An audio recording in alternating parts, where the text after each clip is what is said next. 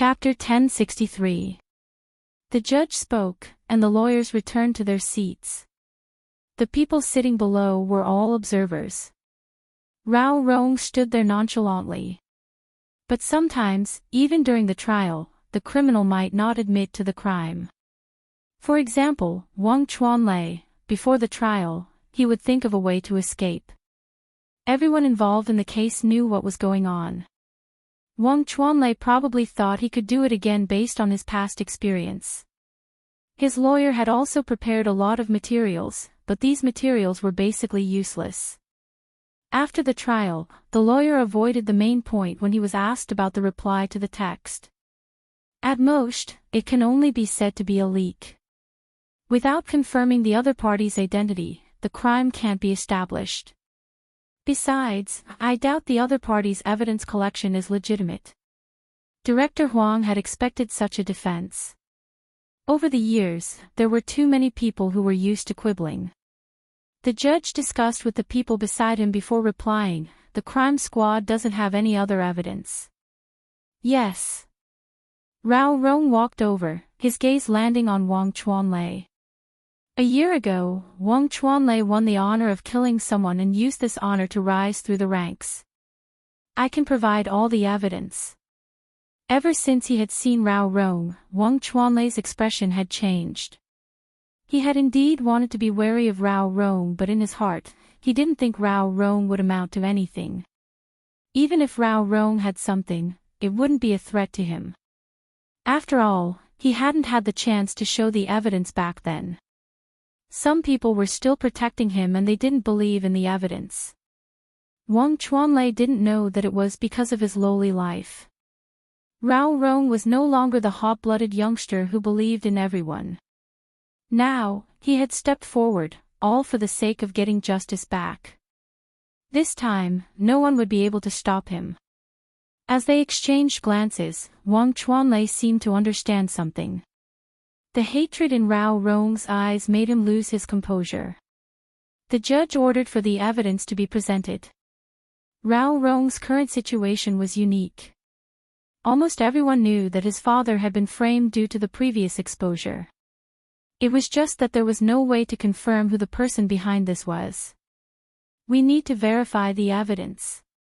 That was because there wasn't any personal grudge involved. Even if everyone knew what was going on, they had to have enough evidence before they could be sentenced. The verification of evidence had to be done according to procedures. No one knew what would happen during this period of time. Just as the judge was about to announce that the case would be adjourned for a retrial tomorrow. "There's other evidence." Suddenly, a clear and distinct voice came from the door. It was a young man wearing a dark red t-shirt and matching earrings with shimmering black fragments. His handsome face was exposed to everyone's sight. Rollercoasters' eyes widened when he saw the slight curve of his lips and the way he strode over with one hand on his belt. "Bojo." She sat up from the bed with a white bandage wrapped around her head. She looked like a beautiful, sickly man. Chapter 1064. It was just 5 words. Wang Chuanlei almost lost his footing. Everything else was fine. Other than Rollercoasters, who else could prove that he hadn't killed anyone? When checking the evidence, he could take this time to clean up the loose ends. But drug trafficking. Everyone knew what this meant. Director Huang was undoubtedly the most excited among them.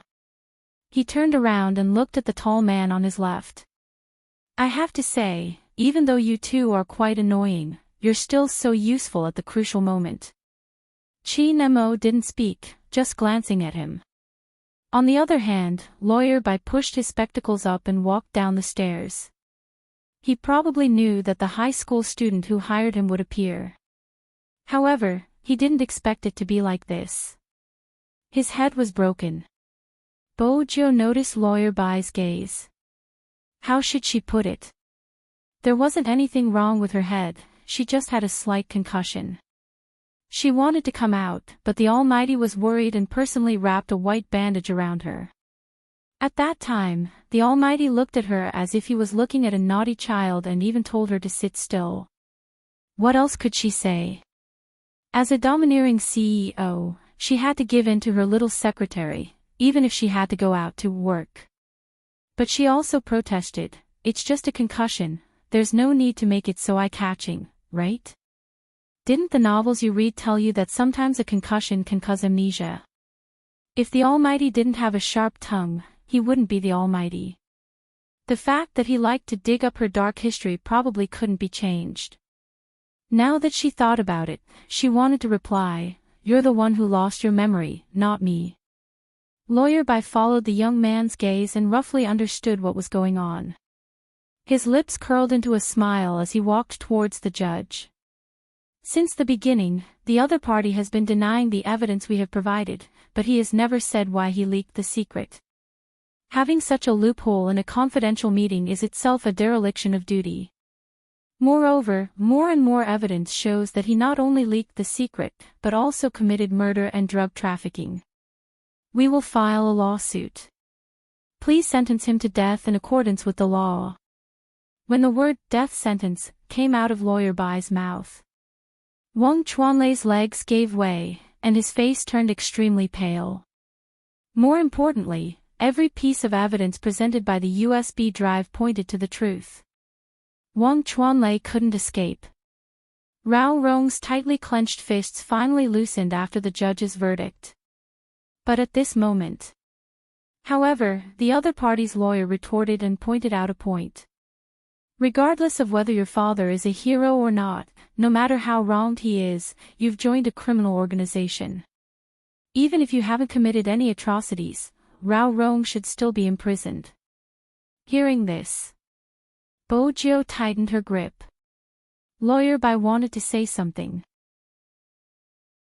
Rao Rong removed his jacket, stretching his arms out.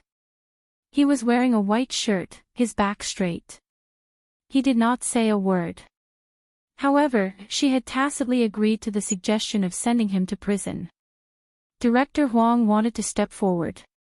Qi Nemo reached out to block him. Rao Rong lifted his lids, glancing at the handcuffs on his wrists. Suddenly, he broke into a smile, clean and gentle, just like the youngster who had led a strong esports team, waved the mouse and won the honor. I don't regret it.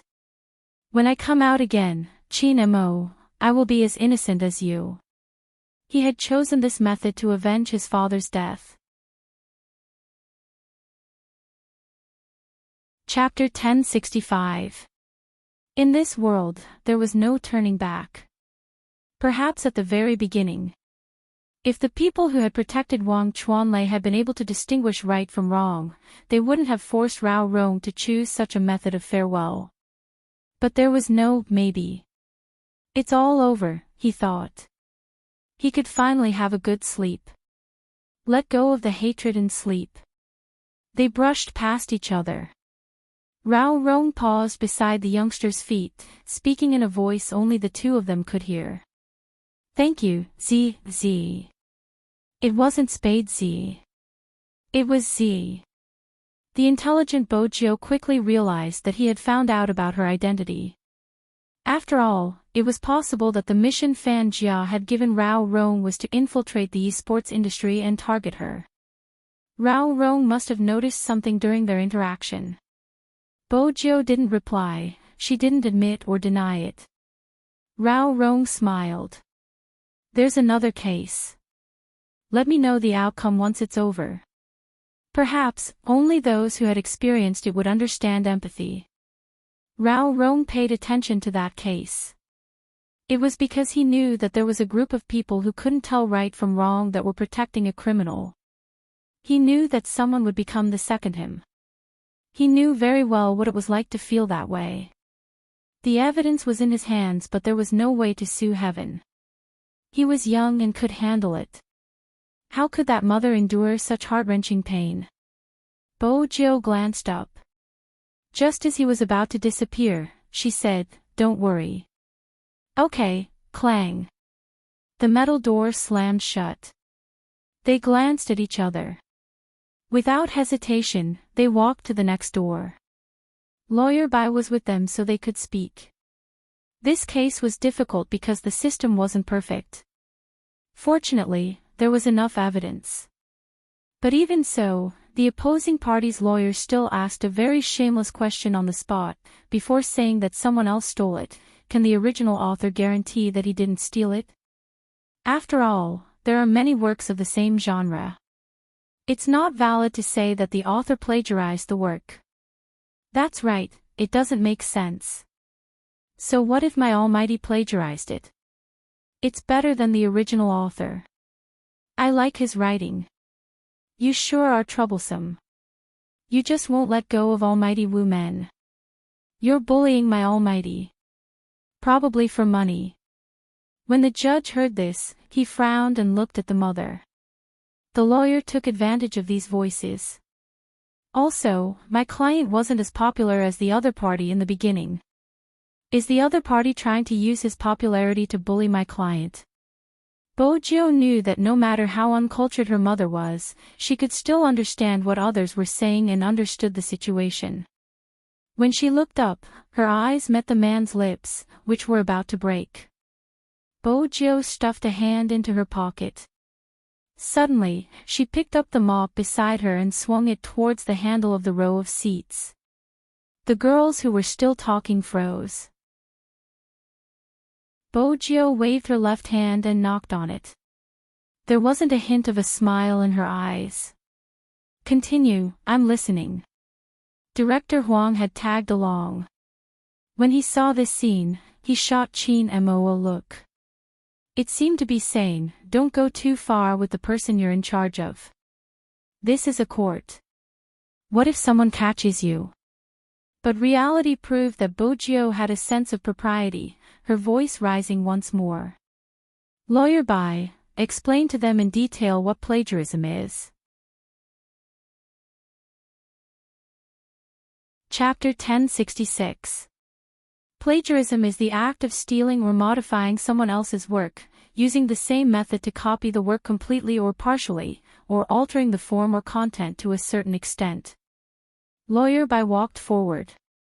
Firstly, the other party's defense is intentionally distorting the main body of the argument, using plagiarism as a joke.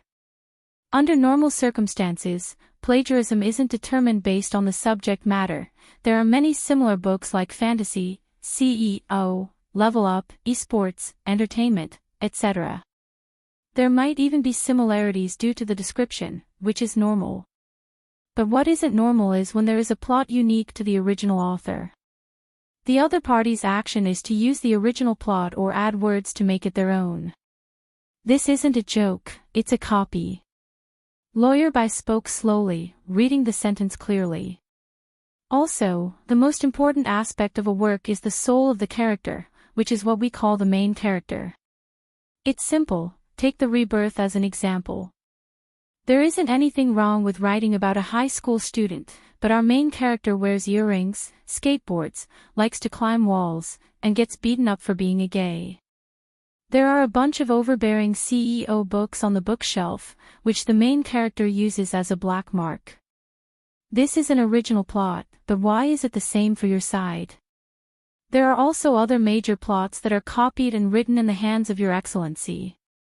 Lawyer Bai paused for a moment before continuing. As for what you said about plagiarizing or not, it's your business if you don't care. After all, not everyone has a conscience.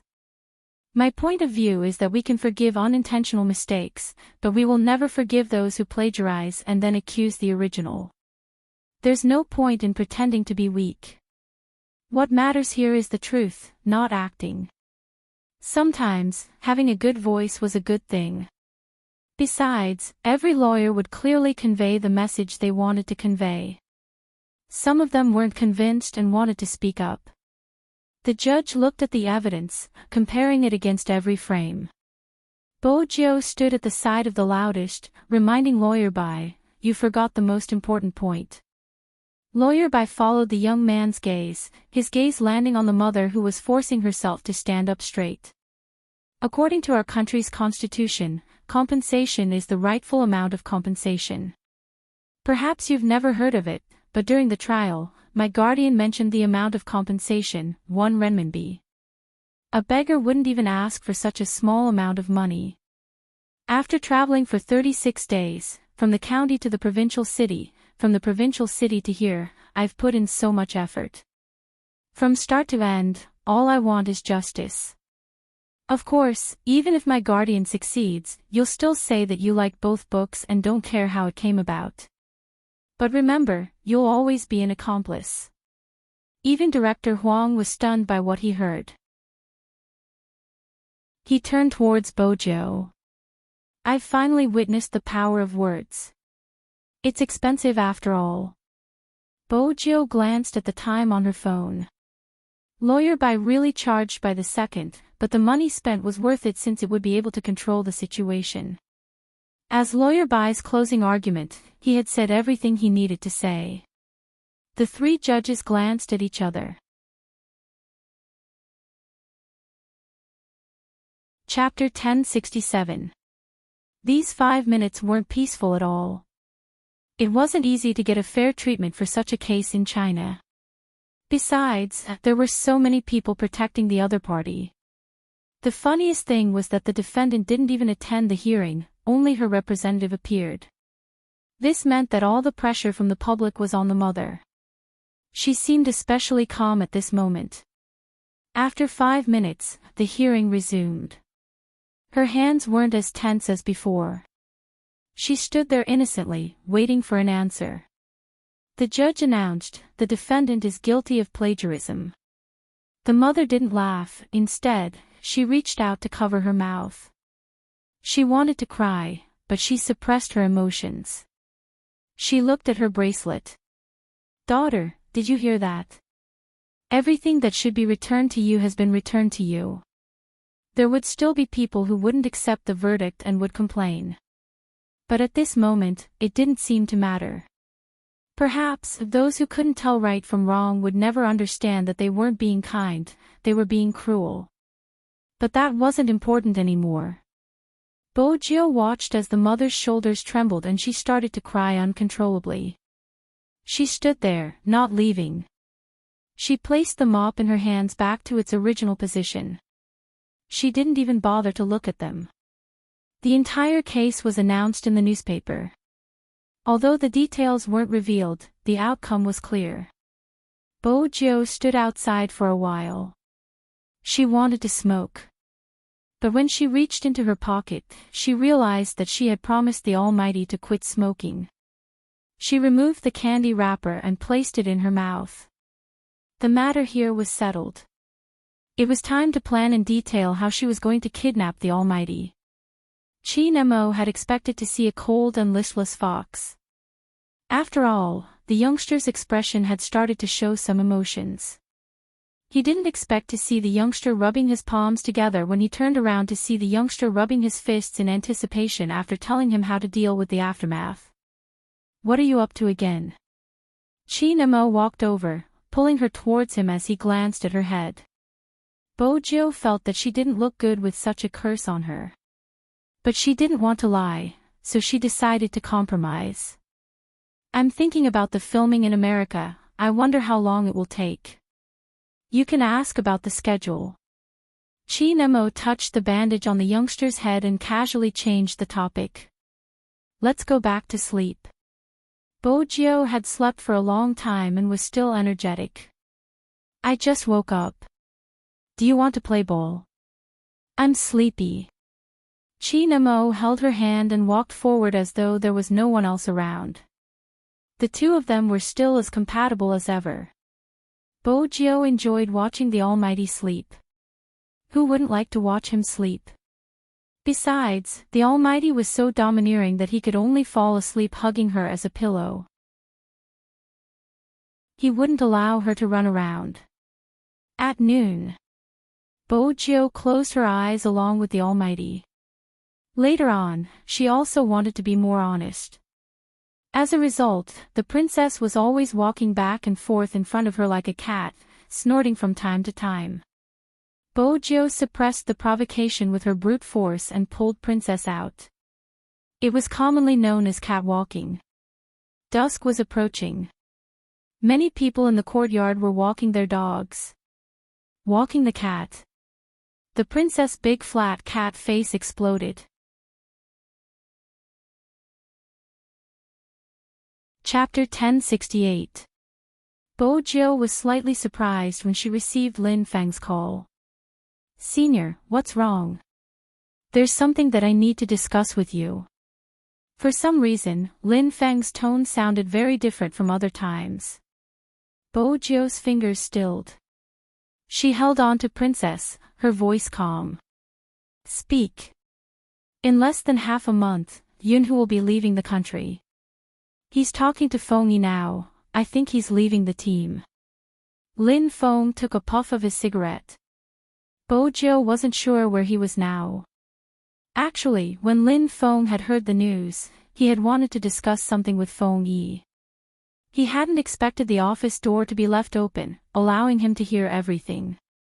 He has quite a number of fans. If he leaves the team just like that, there will definitely be a lot of people who won't understand. Lin Feng leaned against the wall, looking at his fingers. Even if they understand, no one will be able to accept it. Rather than letting the media spread the news, why don't we tell everyone? Bo Jiu paused, returning to the previous question. Leaving the team. That's right, after he goes overseas, he definitely won't be able to undergo the same intensive training as before. Besides, he has always wanted to do research. Lin Feng's voice was calm. "I was the one who pulled him into the esports team." Bo Jiu could sense Lin Feng's bad mood. She carried Princess up with one hand and poked him casually, the other holding onto her phone. "How do you intend to tell everyone?" As a cat of noble birth, Princess's big face was obviously helpless. His claws couldn't reach the youngster, everything was useless. Lin Feng smiled. "We can hold a farewell party and invite his fans. You can dress as a girl." Bo Jiu took a moment before giving a direct answer. Even though Lin Feng was feeling down, he couldn't bring himself to feel depressed. The corners of his mouth twitched. F***ck, don't we still have the Asian Cup? It's less than a month, isn't it? In her heart, Supreme Alliance wouldn't be Supreme Alliance without anyone. Lin Feng tossed the cigarette into the bin and straightened his back. Feng Yi has discussed this with the organizers. With Supreme Alliance's current power, they aren't able to defend against external enemies. The Asian Cup concerns China's reputation and captain's condition is unknown. With Yunhu's withdrawal, we won't be able to win against the other Asian teams, much less the Japanese. Hence, he suggested for Xiangnan to participate in the Asian Cup. The organizers have already given a reply. Both teams are to prepare and we will see which team is stronger. He was already prepared to not participate in the competition. Bo Jiu had an idea. At the same time, she understood that it wasn't appropriate for Supreme Alliance to continue fighting. Just as Lin Feng had said, Supreme Alliance had two generals that couldn't participate. The Asian Cup wasn't a domestic competition. Under such circumstances, sending Xiangnan out was the wisest choice. Feng Yi wouldn't have made this decision on his own. He must have asked the Almighty. Bo Jiu lowered her lids. Every player's greatest wish was to fight for their country. It was just that everyone knew that the National League was probably the last battle. After this, no one knew how long it would take for Supreme Alliance to rise again.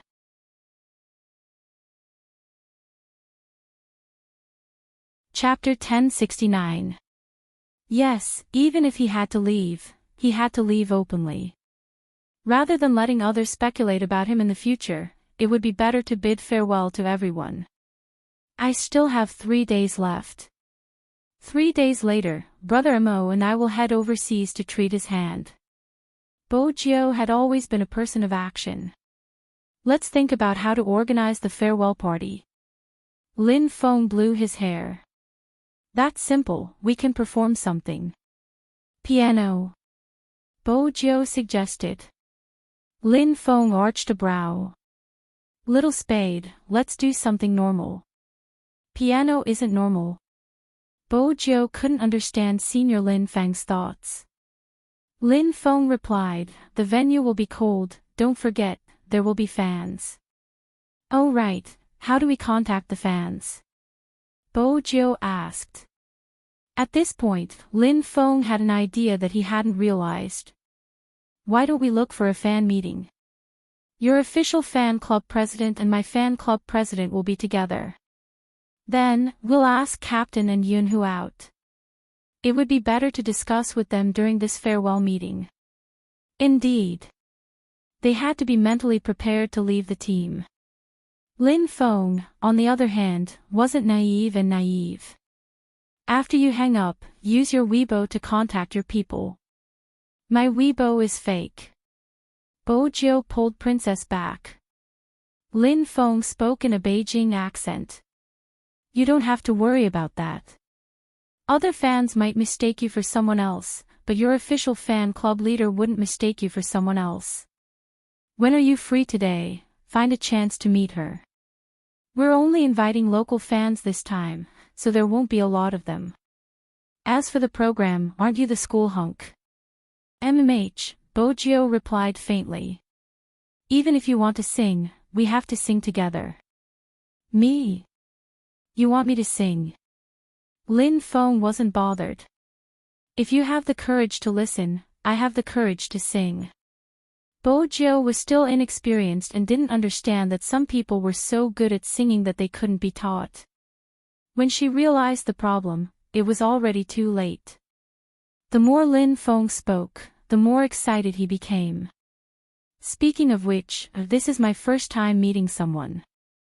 As someone with experience, Bojo replied calmly, it's nothing, brother Mo and I only got to know each other after we met. How can I be compared to you? I have the burden of being an idol. I'll go and contact someone first. Come out at 5:00. Is there a problem? Lin Feng put away his bad mood. Bojo thought for a moment. She glanced up and scanned the walls of the Qin family's house. It wasn't easy for her to climb in, but no one would care if she climbed out. Sure.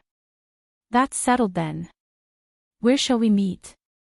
He had to tell them the location of the meeting, 5 p.m. Bojo took a moment. Huda, you don't have to queue at that time. The atmosphere wouldn't be awkward if they talked while eating. In some ways, she was really witty. But there was one thing.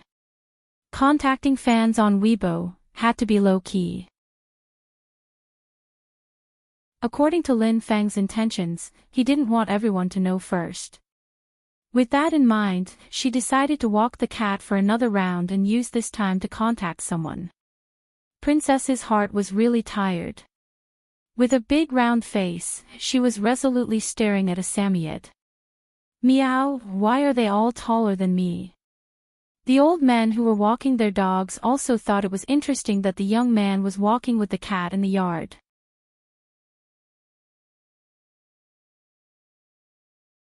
Chapter 1070. At this moment, Bojo noticed the gazes of the old men. She decided to keep a low profile. She carried Princess and sat on the steps. Brother, let's discuss something. Who's your brother? Aren't you embarrassed to call me brother? Where's your bottom line? Meow. I can't accept it. Princess raised his big face and paced back and forth. He felt that walking in circles wasn't bad. All the tall men left in fear when they saw him. Not bad, not bad. Bojo couldn't understand why a cat would be so proud. She watched as he challenged Samyed valiantly with his claws extended. Samyed didn't even look at him. He ignored him and lowered his head to sniff the bushes. Helpless, the princess even turned her head around and raised her face high. She looked as if she had been scared away by this young master. Bojo felt that it was better to go through Weibo. After all, it was tiring to watch a cat's inner drama. Bojo logged into her account and password. Due to the overwhelming number of messages, her phone was stuck. Fortunately, the official fan account was easy to find. She just didn't know if the person on Weibo was there at this time. After all, she couldn't use WeChat all the time. Bojo moved her fingers and sent a question mark over. She thought she would have to wait for a while. Unexpectedly, there was an instant reply. It's a living adult. Since it's so lively, it shouldn't be a tortoise, Bojo replied. The person on the other end was obviously agitated. Sir, I'm her secretary. The general manager is out. Tell her to meet me at 5 in the afternoon at Huda. The other presidents of the fan club will be there too. If she isn't free, she can leave me a message. Bojo sucked on a lollipop. After she was done typing, she leaned back with one arm and sat lazily. She freed one hand and caressed Princess's chin. Brother, come, let's continue our conversation. Help me set up a cover at 5:00. Princess wouldn't agree to it. He started his inner drama again. Her Weibo chimed. Bojo retracted her hand. There were only 3 words. I'll be there. Okay. After she was done, Bojo stood up, stuffing a hand into her pocket. Before she entered, she didn't forget to size up the walls and balcony. The princess narrowed her eyes and extended her claws again. What do you want? Why are you so interested in my nest? The princess nests on the balcony. Bojo lowered her lids and headed up to the 2nd floor alone. The Almighty was still asleep. Soft light shone in, creating a halo of light. His messy black hair only made him look more elegant and noble. That was all the beauty in the world could do. Bojo walked over and found a spot that belonged to her. She turned sideways and wanted to lie down. At this moment, his wrist was suddenly grabbed by someone. Even his head was pressed against his chest, filled with the scent of peppermint and sandalwood. I heard from the guys in the military that you're a good catwalker. Bojo's gaze shifted, landing on the blinking phone screen. I didn't expect Brother Mo to have such a wide circle of friends. We're from the same compound, it's only natural that we know each other. Chin Mo didn't open his eyes. He was probably still sleepy. But at this moment, his voice was hoarse and deep. He told me that your little friend is very interesting. He's walking the cat behind us. He's an old general.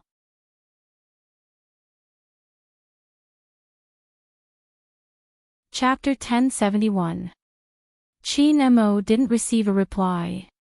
When he opened his eyes, he saw the youngster's slightly depressed expression. It was a pretty face. Why? Can't you treat me as a little kid? Chin Mo asked as he touched her head, probably to check if the bandage was still there. Bojo had forgotten about it. She would have to remove the bandage before heading out. It's sad to be treated as a kid even though you're already an adult. I thought the main point of my sentence was my home. With that, he closed his eyes. Sleep for a while more. My home. Bojo suppressed the urge to kiss him. She listened to the Almighty's heartbeat and replied, sleep. Chin Mo really needed to rest. That was why he went back to sleep after that. Bojo waited for almost half an hour before standing up. The Almighty had indeed been watching her. It wasn't an illusion. The people outside the Chin family's house seemed to be following her wherever she went. But it wasn't impossible for her to shake them off. It was a good opportunity to spar with them and test their skills. It would be easy to kidnap the Almighty. Bojo pondered as she walked into the bathroom. It was 2:30 p.m. The courtyard was quite a distance from Hu University. No matter what, he had to change his clothes.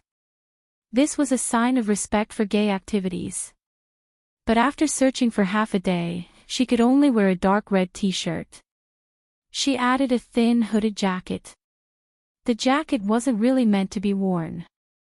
She wore a black watch band on her fair wrist, its surface reflecting light as she moved.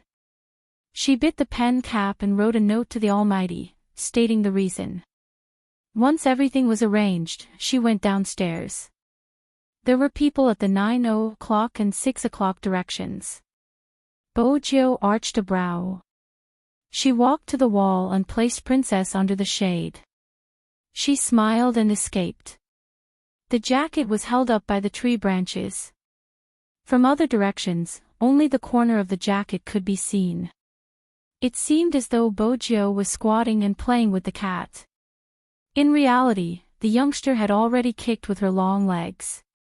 Using the force, she reached out and leaped onto the wall handsomely, landing swiftly and cleanly. The dark red t-shirt matched with the youngster's bright smile. It was both handsome and devilish. However, it was a little awkward. When she looked up, she saw the two old men looking at her and shaking their heads. The little kid that Chin-mo brought back is mischievous again. It's normal for children to climb over walls. Those eyes were filled with love. Bojo coughed and was about to speak. Little friend, go ahead. There are so many people looking at you. I don't know what that cold brat is thinking. Just don't go and not come back. I'll be back once I'm done. Thank you, Grandpa's. He waved his hand, implying that he did not mind. After that, the two old men continued to focus their attention on the chessboard. They were indeed like generals. The first thing Bojo did when she left the courtyard was to contact Lin Feng. How is it? I'm already here, why aren't you here yet? Lin Feng's voice was lazy. Hurry up, it's hot outside. Bojo didn't understand. If it's hot, enter the shop first. Not entering. Lin Feng was still a little awkward. It's my first time meeting a gay man, and it's all girls there. It'll be so awkward if I go to the table. When you come, we can go in together. Bojo. Why are you looking for a girlfriend when you're so shy? You should just stick with Almighty Yun.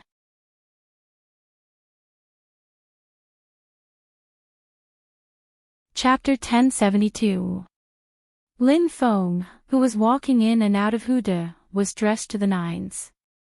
He was wearing a mask and a hat, and the only thing that could be seen was his eyes.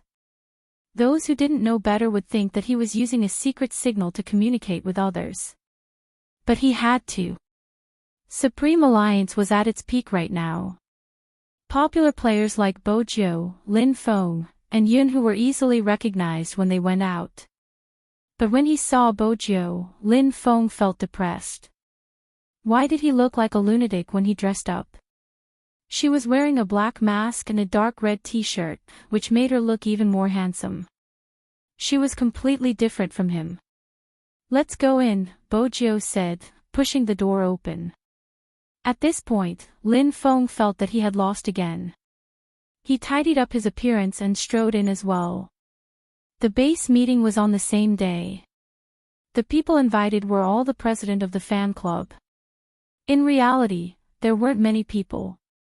But there was one girl who took the high-speed train from Lin City. They were really excited since they had never met their Almighty in such a manner. Just as the girls were having a friendly conversation, one of them glanced up and caught sight of the youngster walking over. The youngster was wearing a black mask and a matching earring, which made his eyes seem deep. He was still holding his phone in his hand, and he looked natural and handsome as he walked over. After seeing his silver-gray hair, the girls were already a little stunned by his handsomeness. Bojo was carefree, sitting down when she saw a seat. She reached out and flipped the menu. Everyone is here, what do you want to eat? They were surprised that they had entered the ordering phase so quickly. The girls felt as though they were still in a dream. But the person in front of them was indeed Big Spade. Almighty Lin isn't here yet, one of the girls said softly. Bojo reached out and removed the black mask. She supported the side of her face with one hand and tilted her head, smiling. He's here, but he needs to prepare himself mentally. The girl was originally the president of Uncle Yin's fan club. When she saw the youngster's smile, she froze. All the girls felt that Big Spade's face was too lethal after removing his mask. He was so handsome that they couldn't concentrate. In addition, everyone was very excited at this time. They couldn't suppress the smiles on their faces, and their hearts were beating faster. Lin Feng felt the same way. After all, he had never met his fans in this way before. But they still had to meet. Therefore, Lin Feng, who pretended to be cool, followed closely behind. Only then did everyone arrive. Bo Jiu started ordering. Since the girls weren't looking at the menu anymore, they were all staring at the two of them. When they got excited, they would grab the hands of the people around them. They were all here to see their almighty. Now that their wishes had come true, of course they were happy. The dishes Bojo ordered were all meat, but since there was a girl around, she ordered 2 more plates of vegetables and a fruit salad. The girls couldn't control their wildly beating hearts. Someone asked Bojo, "Can Big Spade take a photo?" Bojo glanced over but didn't reply. That person immediately explained. His voice was filled with unconcealable joy. "We won't take pictures of our faces. We'll just take pictures of our hands together to tell everyone that we're meeting up."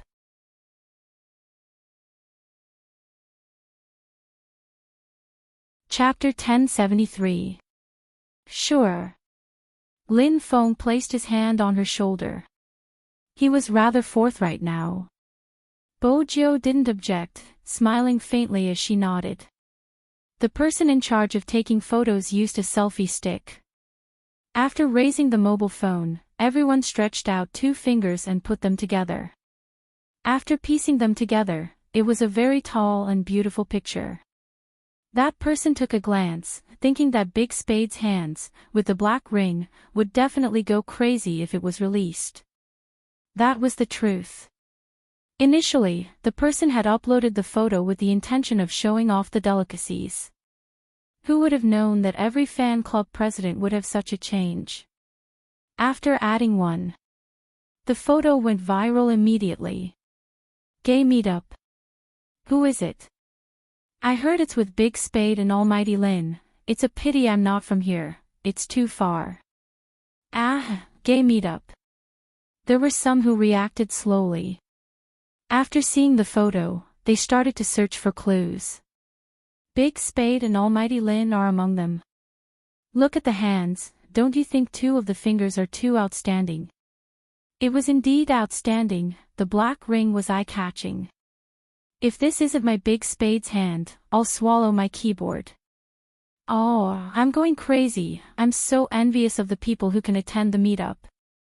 I heard from my good friend, they're eating now, they'll be going to KTV later.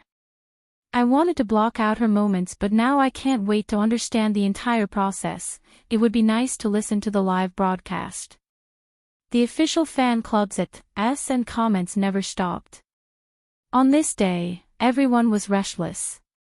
The girls who came to attend the meetup were even more excited until Lin Feng mentioned the farewell party. The atmosphere suddenly fell into a stillness. It was as though a party had just ended and everyone was still yearning for more. Then, it was announced that everything had ended and there wouldn't be a next time. Perhaps it was even heavier than that. Because everyone knew in their hearts. Regardless of who was missing, Supreme Alliance would never be the same again. Besides, it was Yunhu who was leaving. Other than Yunhu, Almighty Qin would be heading overseas to recuperate and Spade would be following him. Which meant that Supreme Alliance would lose 3 members. They would be torn apart. That was everyone's first thought. It wasn't a good feeling. Especially for them, esports fans. Some of the fan leaders were already very old. When they liked Supreme Alliance, they hadn't dated yet. That was when they were still in university. It was the first time they understood the world. No matter what, as long as you worked hard, you could change the outcome. When they first met Supreme Alliance, it was at its peak. At that time, Almighty Qin held a gun and entered the territory alone. No one dared to get close to him. At that time, Linda and Yundo were still rookies with strong personalities.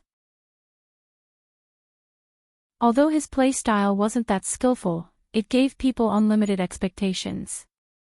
Later on, Supreme Alliance hit a low point, but it had never been so miserable. If there was anything that was the most unbearable, that was their helplessness at that time. However, it was still this group of people who had leapt up step by step from the lowest point. They were the true kings who had returned, their sharpness unstoppable. Just when they thought that they could continue to accompany them like this, everything was over. They knew very well that the lifespan of esports players wasn't too long. After all, hand speed and age mattered.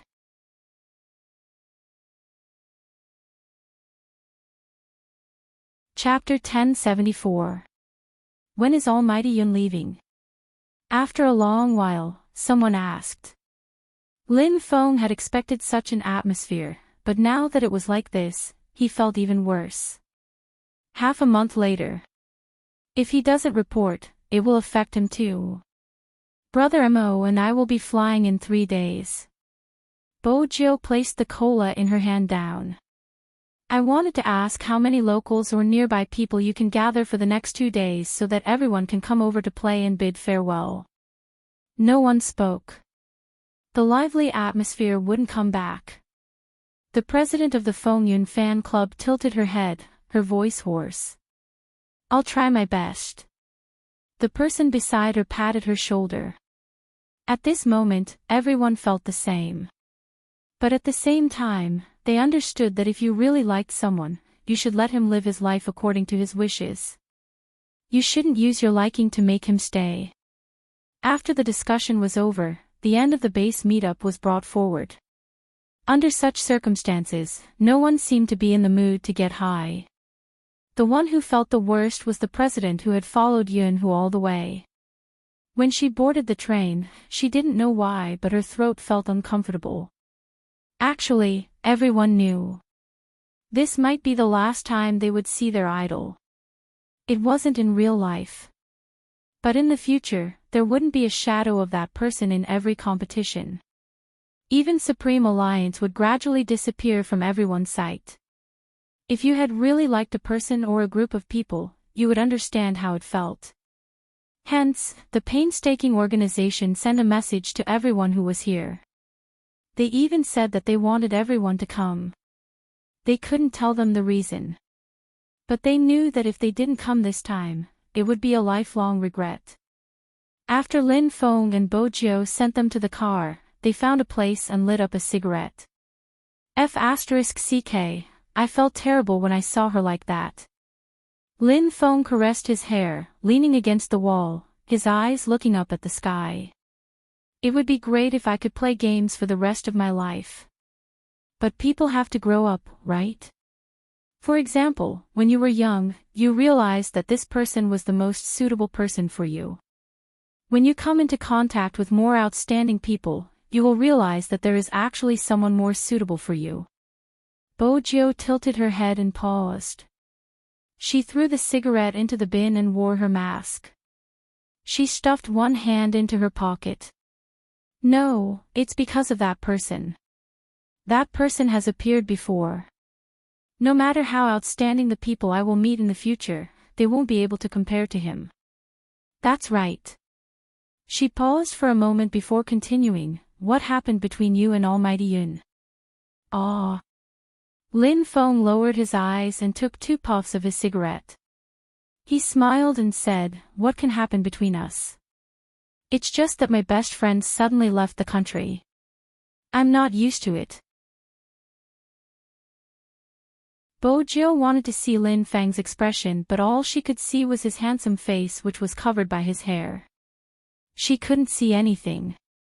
However, he vaguely felt that something was different. It was hard to describe.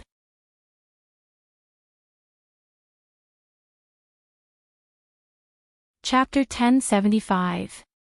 When Coco received the call, he was still in the midst of a live stream. When he heard the news, he switched off the channel. What did you say? Lin Feng is going to sing.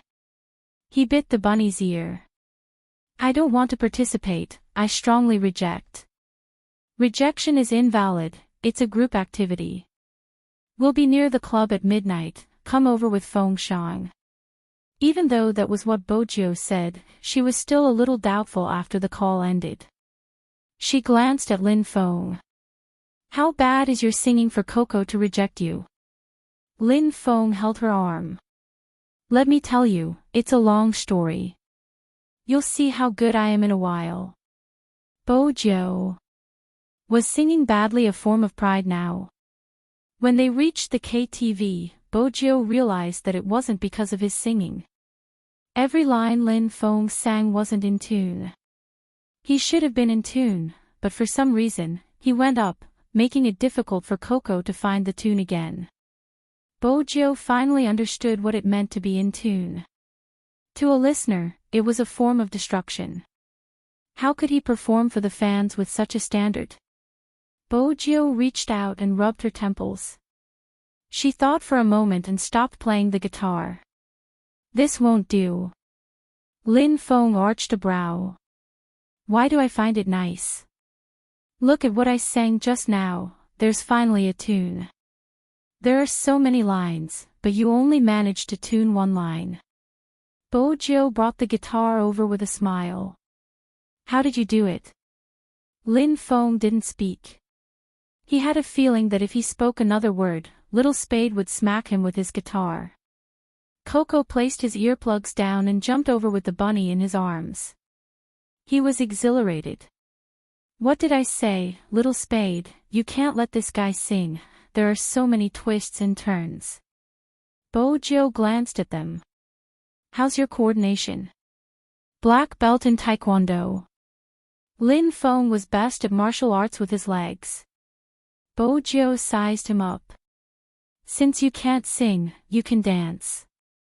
After you dance, you can even move your lips.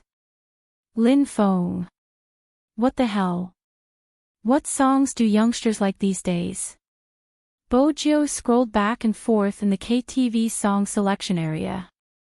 Coco and Feng Shang looked at each other. You're the youngest here. Bojiu paused for a moment before smiling. That seems to be the case. Most of the Supreme Alliance's fans were similar to her. There were many students. It was a parting occasion, so there was no need to be so unhappy. Bojiu slid open the chart and listened to the top 3 songs. In the end, she settled on the middle song. This one. Coco, Lin Feng, and even Feng Shang froze at that moment. Their expressions were hard to describe. This song. Yes, this one. Bojiu made the final decision. The other 3 looked like they had nothing left to live for. It was all thanks to Weibo this time. When Bojiu returned to the Qin family, it was still peaceful. But it was only peaceful. Bojiu walked into the house. Auntie Zhang, who came out with a cup of tea, pointed behind her with her chin and said in a low voice, "The young master is in the study." In this situation, Bojiu could only turn and walk towards the study. In the study. Qin Mo was nearing the end of the call. On the other end, Magician insisted on an answer. Boss, who exactly is this young Master Fu? He saved the entire ship single-handedly and knows how to make use of the surroundings to minimize the impact of the explosion. Who exactly is he? Do you really like him? Or are you attracted to his capabilities and want to recruit him? Someone could vaguely be heard saying, "Is there something wrong with your brain?" Boss's attitude clearly says that he likes her. I didn't expect the boss to be gay. If I had known earlier, I would have been more careful when I showered in the platoon. No, that's not right. If I had known the boss was gay, I would have been in a favorable position. Anyway, the boss is so handsome. No matter how I think about it, it's not a loss. Chi Nemo allowed them to make a ruckus. In the end, he asked faintly, "Are you done?" 4 words. It was a solemn silence. You just have to remember to protect her family. As for other things, don't say anything. Even if Huang Guohua asks, there are some things I have to investigate. Alright, I'm hanging up, someone is coming in. Indeed, someone was coming. It was Bojo. She was feeling a little guilty, but even so, she maintained her lazy attitude. Brother Mot. She looked so obedient. Chi Nemo glanced at the youngster and placed his phone on the table. He leaned back, his left hand still wrapped in bandages. Since when did the wall-hopping student rely on a cat to divert her attention? The almighty's sharp tongue was so artistic. How was she supposed to respond? What are you and Lin Feng doing? Chi Nemo tapped the screen, probably because he had seen the message. Bojo sat down, her gaze deep. She still looked like a rich young master even though her sitting posture wasn't proper. We want to hold a farewell party. After hearing these 3 words, Chi Nemo could almost guess the cause and effect. After a while, he opened his mouth. Which day? Bojo replied, tomorrow. Bojo assumed that was the end of the matter. But the next second, Chi Nemo spoke again. Next time, if you want to go out, go through the front door. It won't be good if the grandpas in the courtyard see you when you climb the wall. What do you think? Bojo paused, feeling depressed again. Didn't he promise not to tell Brother Mo? She didn't expect him to be so passionate about gossip no matter how old he was. Come here. Chi Nemo looked at the youngster's expression and smiled. Bojo arched a brow. She placed both hands on the table and leaned over. Chi Nemo moved slightly and reached out, pressing the back of the youngster's head. It was a sweet kiss. Time seemed to have stopped at this moment. The lights, the starry sky, and the reflection from the window landed in the study room. Everything seemed incomparably peaceful. It seemed that other than the sound of a heartbeat, nothing else could be heard. Even Madame Zhang, who was secretly observing, didn't enter again. The night grew darker. Even though both of them were in the Qin family's house. But they did live in 2 rooms. Ever since Bojo moved in, Chi Nemo seemed to have an extra job, which was to tell a certain someone a bedtime story. Chi Nemo had always thought that this kind of thing was only enjoyed by children. But it was obvious that the person sleeping on the bed wasn't very mature mentally. Chi Nemo reached out and pushed the silver hair in front of the youngster's forehead away. His gaze deepened. Then he walked out of the room and went to the courtyard. Very soon, a military vehicle drove over from the other side. There was a swoosh. A person came down from the car. That person was wearing glasses. Although he was wearing a white coat, there was no way to link such a devilish-looking man with the word doctor. Boss, you asked me to come at this time. It's really strange. People who don't know might think that we have some unspeakable secret. Chi Nemo glanced at him. He stuffed one hand into his pocket and stood tall. If you want me to get in the car, leave some space for me. The psychiatrist sized him up. In the end, he couldn't see anything from that noble and handsome face. He sat back and took out a fountain pen and a pile of notes on his lap. Today, just as he was about to speak, Chi Nemo interrupted him. That's right, it's very important, so I won't tell you anything about her. You don't have to think of ways to make me fall asleep. After all, this is a little difficult for you. The psychiatrist gritted his teeth and kept the pen. Honestly, he really wanted to resign and coach the new recruits in the army. Why did he have to come to his young master to suffer? Then tell me what you want to tell me. The psychiatrist had already given up. But he didn't completely give up. After all, no matter what was said, it could reflect a person's psychological state. But the answer he got was definitely a rejection. All these years, his boss's reaction was basically the same every time. Chi Nemo crossed his slender legs slightly. It was obvious that he was used to this. Sometimes, the psychiatrist would come to do psychological tests for him. I do have something that I want to hear your analysis of. The psychiatrist was about to write the word no, but after hearing Chi Mo's words, he suddenly straightened his body and almost dropped the fountain pen in his hand. Chi Nemo glanced at him and reminded him faintly, "Be professional, don't let me see your shock." The psychiatrist tried his best to control his micro-expressions, but his voice still sounded a little excited. "What is it?" "It's about the thoughts of a high school student." The psychiatrist guessed for a long time but didn't expect such an answer. Was he kidding? This wasn't what he wanted to hear, okay? If a high school student still likes to listen to bedtime stories, why is that? Chi Mo's side profile didn't change at all. The psychiatrist spread his hands. "Isn't it easy to analyze? She can't forget her childhood and lacks a sense of security. This kind of person is a little complicated. It's not that she doesn't know anything, but she knows everything, but she has a pure land in her heart that she wants to keep. And it's very likely that her pure land is her childhood. In other words, the words childhood sweetheart are very important to her." Of course. The psychiatrist thought that this inference was very simple. Chi Nemo didn't say anything else. He just looked out of the window. His deep eyes seemed to have deepened. His fringe fell, blocking his expression. He had already done this analysis. However, when this kind of analysis was said by someone else, he still subconsciously reached out and pulled open his collar.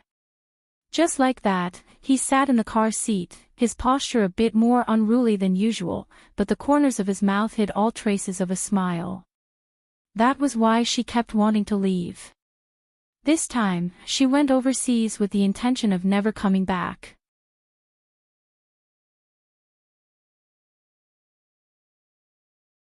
Chapter 1076. There's one more thing. Chi Nemo glanced over. The psychiatrist adjusted his white coat and said righteously, "Boss, do I look like someone who specializes in dealing with teenage psychological problems?" "This time, it's me," Chi Nemo replied calmly. The psychiatrist lifted his eyes, his interest piqued. "What?" "I don't know why images keep appearing in my head recently." Chi Nemo looked at him, his tone slow. "Could it be because I like someone too much, causing me to think of the person when they were young?" The psychiatrist's hand that was holding the pen paused, but he didn't show it. He flipped open the notebook, writing as he said, "From a psychological perspective, if you like someone too much, you would indeed think of the person in all sorts of situations. There might even be things that you haven't done, but you would feel as though you have experienced them." "Boss, you study psychology too, you should be clear about this." In reality, it wasn't just the person he liked, many people would have the same feeling as though they had thought of it before. Chi Nemo retracted his gaze and pulled the car door to the left. With a swoosh, the car door opened. Just as the psychiatrist was about to ask more questions, Chi Nemo had already alighted. The psychiatrist was helpless. He glanced at the incomplete form in front of him. It really wasn't suitable to hand it over to the higher-ups. But, if it was really like what Boss had said, would it mean that Boss would regain his lost memories? But regardless of whether it was the general or madam, they didn't want that memory to reappear. After all, no one would be able to forget that scene. Boss, who was covered in wounds, seemed to have lost his soul. It wasn't until he recovered from his illness and had a fever for 3 whole days that he lost some of his memories, that he returned to his current state. Selective amnesia. He must have suffered greatly for this to happen. Before they found out why Boss would feel pain, they wouldn't allow certain memories to trigger young Master. After all, no one could guarantee what would happen. Since it was so painful, then they wouldn't do it. This was the decision they had made at that time. After all, if Boss had had a complete memory, he would have been accused of being hypnotized by a terrorist organization and would have faced a more serious interrogation. No one would have expected Boss to have selective amnesia. Just like when he was on a mission at the border, what exactly happened to him was still a mystery. The psychiatrist rubbed his temples. This was a huge matter and he had to report it to General Chin. This meant that he had to let Boss bring people to complete the mission. As the night passed, it began to rain outside the courtyard. Chin strolled around, looking elegant and refined. Soon, someone walked over, raising a black umbrella. In the future, ask them to wait for young Master Joe to fall asleep, Chin replied indifferently. That person nodded and didn't say much. The young master's trip was basically filled with chills. He didn't know what had happened. Chin didn't say anything else. From the conversation just now, the only thing Chin was sure of was that the doctor was lying, and he was lying about his situation.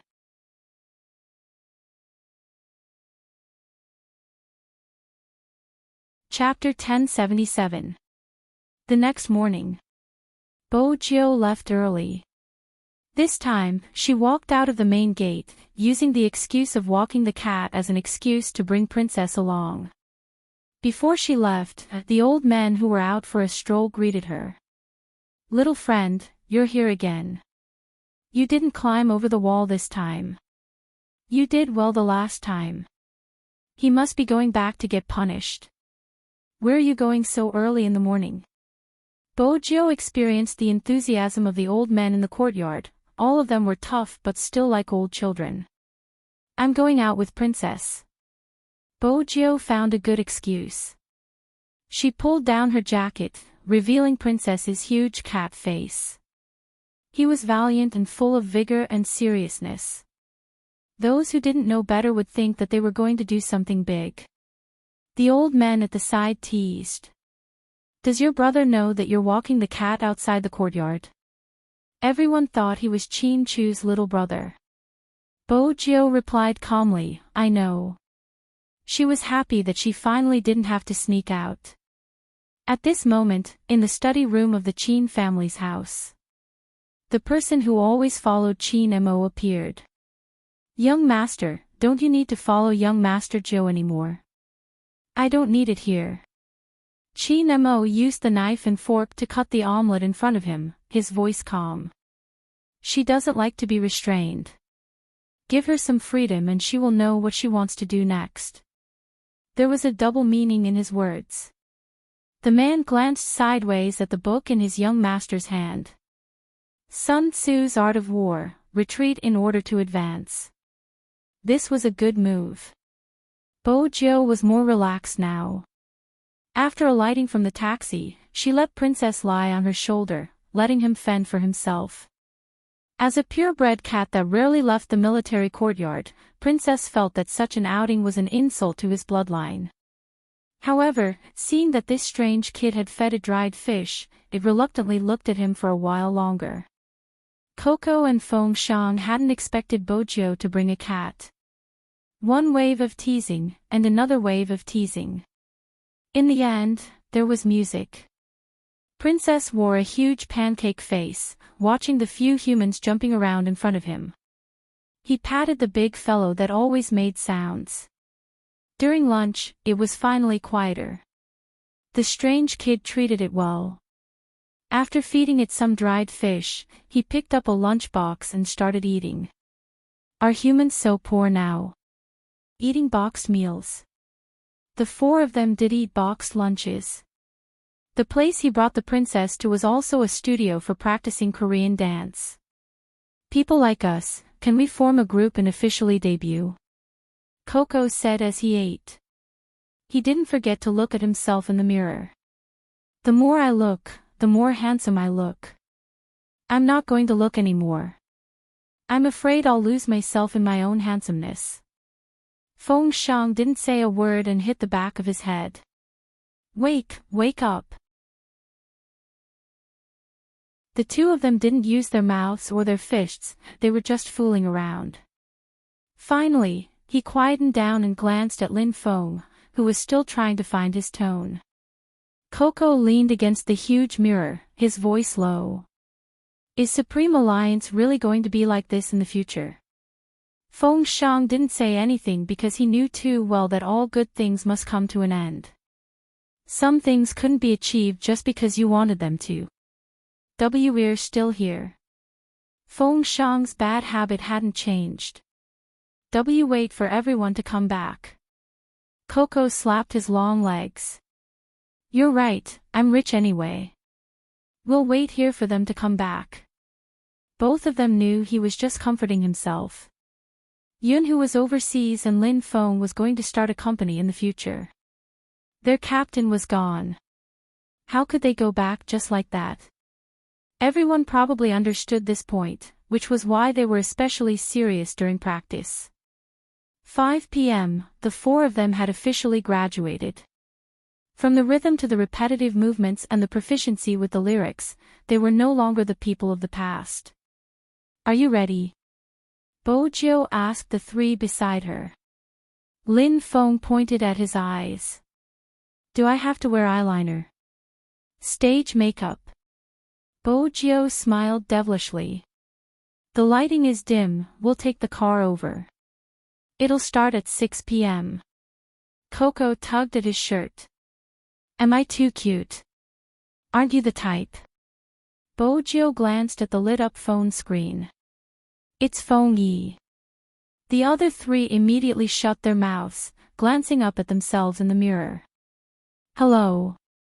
Bojo stood up. Is the venue ready? All right, we're ready too, let's go. After hanging up the phone, the other three stood up together. Just then, Feng Yi said, from my perspective, it isn't high enough, it's lacking a highlight. Think about it, what highlight is there?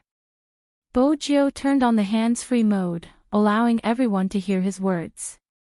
Lin Feng fiddled with his hair. As long as I don't have to wear female clothes, I can find any highlight. However, Lin Feng didn't expect the youngster to laugh lightly. The young man chuckled and added, I'll wear it. 2 words. Lin Feng almost tilted his head. He must be dreaming. Was this kid crazy? He must have lost sleep for the past 2 nights, causing his hearing to be impaired. Voluntarily wearing female clothes, what was going on? Let me tell you, little spade, don't take a step back in order to advance. Don't think that if you sacrifice yourself, I'll sacrifice myself with you. I refuse to cross-dress in this life, Lin Feng said majestically. Coco and Feng Shang, who were standing at the side, finally managed to shut their mouths. After all, they were innocent people, unlike Lin Feng who had so many twists and turns. Now, there was only one thing left in their minds, and that was Spade Z, idol, was going to cross-dress. As the person in question, Bojo didn't change much. She stuffed one hand into her pocket and used the other to pull Princess back into her arms. She smiled faintly as she walked out of the mirror. She had said that since she was going to leave, she had to leave openly. The other three glanced at each other, feeling as though the world was a little fantastical. The 4 of them stood tall, wearing the same uniform. When they walked out, they immediately attracted the attention of the crowd. Bojo was still wearing a mask. Just as she was about to enter the nanny van, a figure flashed past. It was probably because they were near the subway and there were many small vendors around. That person looked very familiar. Bojo stopped and glanced over. Little Spade, what are you looking at? Let's go. Coco patted Bojo's shoulder. Get in the car first, I'm going to buy something. A clear voice came through the mask, sounding a little nasal. Coco didn't have anything else to say. He put on his earphones and started revising the lyrics. Bojo walked towards the slightly hunched figure. The person hadn't seen her yet. Her hair was slightly white and there was a wooden drawer-like thing hanging in front of her. That was something all the vendors would come into contact with. There wasn't anything special on it, just a few cartons of cigarettes and a few bottles of mineral water. It was a pain to sell like this. Under the bright sun, they had to walk back and forth. They had to walk back and forth. If someone saw them and needed cigarettes and water, they would buy 1 or 2 boxes. It was convenient for people who had just left the subway. Your change. The person lowered her head, a smile on her face. She was in her 50s and the bracelet on her hand seemed to have been sold. There were only some things that Bojo couldn't identify. The person lifted her head. Her eyes lit up when she recognized Bojo, but she couldn't call out her name. She asked in surprise, "Child, why are you here?" If it hadn't been for this person, her daughter wouldn't have won the lawsuit. Hence, even though Bojo was wearing a mask, she could still recognize the youngster. Bojo was carrying a cat in her arms. Her eyes were on the boxes of cigarettes. She took out her wallet, wanting to buy some. The person reached out to stop her. "No, I'm not selling these to you. How old are you to smoke?"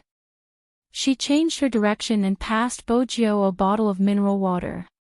"The weather is so hot, drink some water." Bojo took it but didn't open it. When she opened her mouth, her throat moved. "I remember your daughter has some royalties." "Oh, about that." The man grabbed his clothes as if it was difficult for him to speak. "In the end," he said, "you see, those children are following me around, working hard. I also have to spend money to fight the company. These few times, I also have to find people to prove the evidence. In the end, it's my own problem. I don't want others to say that I did it for money. That's why I insisted on holding on to this matter. Things are as they are, so..." Bojo interrupted her. "I understand, Auntie." The person smiled, wiping the sweat off her forehead. "In the end, I still have to thank you. If it wasn't for you, I wouldn't know what to do. You should know that I can't read a single word." Bojo reached out to hold the mineral water bottle. "Is your friend calling you?" The person pointed at Coco and the others. "Hurry up and go. You seem to have taken good care of yourself, don't tan your hands." Bojo looked at her face. "Joe, remember, you have to always speak up for the weak. The weak aren't those who say they are pitiful and cry in front of others after hurting others. The real weak aren't those who can't seek justice after being hurt." Bojo stood there, the sunlight piercing her eyes. She understood. It had been so many days. From the county to the provincial capital, and then from the provincial capital to Jiang City. She had fought 3 lawsuits and every one of them had dragged on. How much money and effort had she expended? How many of them didn't sleep and wished that they could die immediately to calm themselves down? Then, they would have to face a bunch of questions the next day. No one would care. In China, there was a strange phenomenon. If a person wanted justice, there would always be a heart-wrenching explanation. This person must have done it for money. Why was she so troublesome? Everything was over. Could she get over it? In their eyes, one sentence was the end of the matter. But it was the last straw that crushed their hearts. Even until now, there were still people who didn't mind stealing. No one would care. They didn't care about the lives of the people they had hurt. The truly weak would never make a sound. Because they wanted to seek justice in a dignified manner. Hence, even if they won the lawsuit, the mother would only ask for $1 of compensation. Because she knew that if she asked for more, people would say she did it for money. No matter how the public opinion changed. In the end, the other party would be clean. But in this industry, there were many people who copied the original work and used it to become popular. Then, they would turn around and accuse the original work. After being discovered, they would pretend that nothing had happened. Anyway, there were people who supported them. But the people who were really hurt had to have no desires. Wasn't it right to take back what was taken from them? Wasn't it right for them to seek justice for their loved ones who were taken from them? If they had to talk about compensation, how much compensation would it take to return to a mother and a daughter? But it was these people who made every piece of justice that should have come too late. Bojio watched as the slightly bowed figure walked further and further away. Her hand holding the water bottle was a little numb. It wasn't that she hadn't thought about reuniting with the Almighty. It wasn't that she hadn't thought about staying in Jiang City. But at this moment, these thoughts were burned by the sunlight. She wanted to be Z, return to where she should be. Do what she had to do. Swoosh. The car door was pulled shut. It interrupted her thoughts. Bojio sat in the front passenger seat and sent a message. Hoshino received it. It was a simple message, but it indicated her return. When Hoshino saw the message, he stopped playing the game. Because he knew. From today onwards, Z would be Z. She wouldn't be involved with young Master Fu anymore. Everything would return to normal. Bojio hit it so well that the people in the car didn't notice anything unusual. Or perhaps, everyone was focused on their own tasks. Besides, Bojio had been wearing her earphones ever since she boarded the car. It seemed like she was listening to music. Hence, no one paid attention to her. The nanny car followed the flow of traffic towards a technical school. Why did they choose this place for the farewell party? It was because there was an additional major in this technical school. Esports. In the future, Supreme Alliance's power would probably be chosen from here. The location was chosen by Feng Yi. Since it was a farewell party, it should be done with a bang.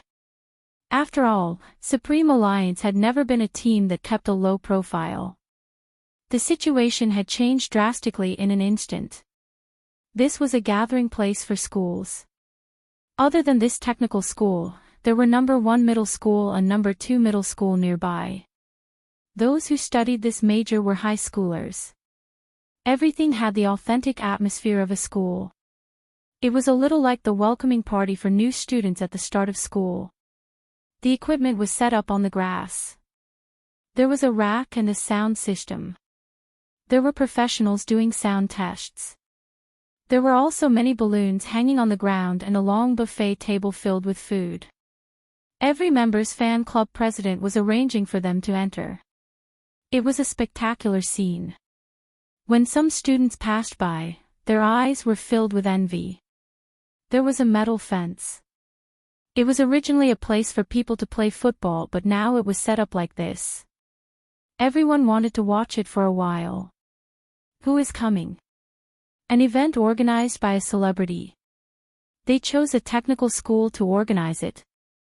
That's impossible, right? I don't think so. I heard there are esports players coming.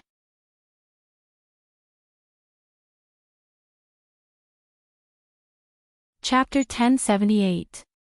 Strangely, the fans were all here. For members from Supreme Alliance weren't here. Many of them were looking for Spade Z but couldn't find her. Are we late? It can't be anything. There should be a traffic jam, let's wait. After all, it was different from the previous masquerade. This time, everyone didn't dress up exaggeratedly. It was just like a grand evening party in a school. But Feng Yi had replaced the host. As usual, he was dressed in a suit and looked like a smiling prince. He held the microphone in his hand and said, "There will be a special opening today." Just as he said this sentence, in the darkened area, all the lights lit up, shining on the corresponding balloons, adding an indescribable warmth. As for the opening, Feng Yi looked at the fans in front of him, then at Yunhu and Qin Mo, his lips curving into a smile. Let's give the stage to the 4 members who aren't here yet. What did he mean? It wasn't just the fans who weren't sure what was going on. Even Yunhu and Uncle Ian, who were in the same team, couldn't understand. Qin Mo stood in the middle, his bandaged hand in his trouser pocket, the other hand swirling the wine glass. When he heard Feng Yi's words, a glint flashed across his eyes, and he lifted his lids slightly to look up at Feng Yi. In that instant, all the surrounding lights were extinguished. Only the shattered stars were left in the middle of the stage. Swoosh! A beam of light fell, shining on the black piano. She saw a young man sitting there quietly. The young man's slender fingers were placed on the piano, and his handsome side profile exuded softness under the light. It was obvious that the youngster was dressed differently today, otherwise, she wouldn't have a belt around her waist and a headset. But at this moment, no one would pay attention to the youngster's attire. Because the next second, the melodious sound of the piano rang out. It was very light, making it easy for people to hum along. It was obvious that the music had been rearranged.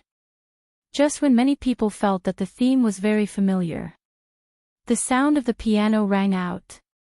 The youngster stood up suddenly, taking large strides towards the center.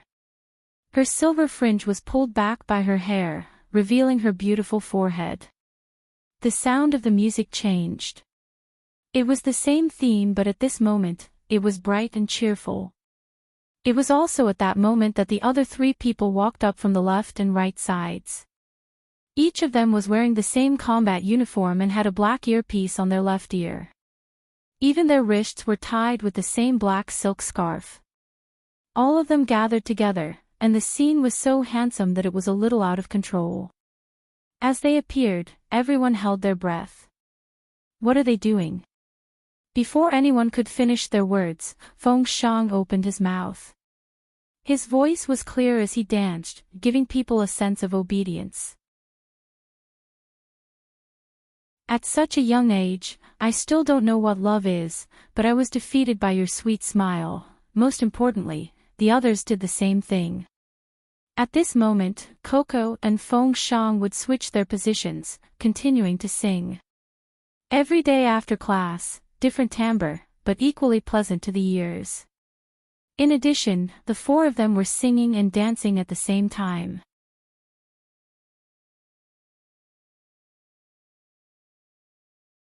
Chapter 1079. The expression on every single fan's face changed. Even the students who were sitting by the railing stood up at this moment. Some fans were so agitated that they didn't know what to do. They reached out to hold on to the people beside them. Some pulled out their phones. Most of them covered their mouths as they pressed the recording button. The stars shone brightly. Besides the black scarf, Bojio had something else on her wrist. Everyone had a glowing black wristband. As they danced, they looked even more handsome. Every single person who stuttered wouldn't stutter when they sang. This was probably common sense. Feng Shang's voice was completely unleashed at this moment. Even the fact that Lin Feng was out of tune wasn't a problem anymore. Because during the chorus, the 4 of them moved in unison. Bojio's voice appeared at this moment. I just want to give you my love. I still don't know if this is considered love. I want to share my happiness with you. I want to give you a shoulder when I'm sad. This is the first time I'm nervous for someone. They had rearranged the dance. Hence, when Bojio sang this sentence, she tilted her head and paused. She tilted her body slightly, a mischievous smile on her lips. Her silver hair fell down as she formed the shape of a heart with both of her hands. Then, she formed the shape of a 1. When Qin Mo saw this scene, his hand that was swirling the wine glass froze. Feng Yi stood at the side, his head aching slightly. Couldn't they have given a heads up about such deliberate actions? Was Little Spade afraid that no one would know about the CP issue? Fortunately, the pause wasn't long. They were dancing after all. After Bojo finished singing, she retreated to the left. Lin Feng stood at the front. He formed the same heart shape, but his style was different from Bojo's. His handsome face was the best plus. His voice was accompanied by the harmony at the side.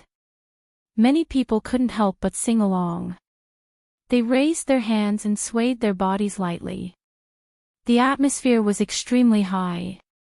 I really want to give you my love. It's only been a few weeks. My mood is bad because you aren't around. A ray of warm light shines down. I can't help but look forward to it. Because of love. With the end of the last sentence, countless colorful balloons floated out from the stage. Only 4 people were left on the stage. Their chests rose and fell slightly, and they couldn't speak for the time being. Because they had just finished dancing, even their hair seemed lighter than usual, but they were smiling brightly. Bojo's devilish aura hadn't changed much.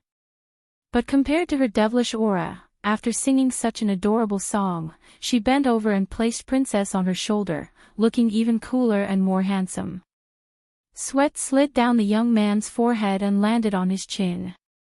His silver hair was already a little wet from dancing, but it didn't affect him much. Instead, it added a sense of unruliness to him. The 4 of them looked at each other and said, "I'll give you the best love." Then, they bowed in unison. At that moment, the screams were uncontrollable. Some people even felt that it was a pity that the 4 of them didn't become stars.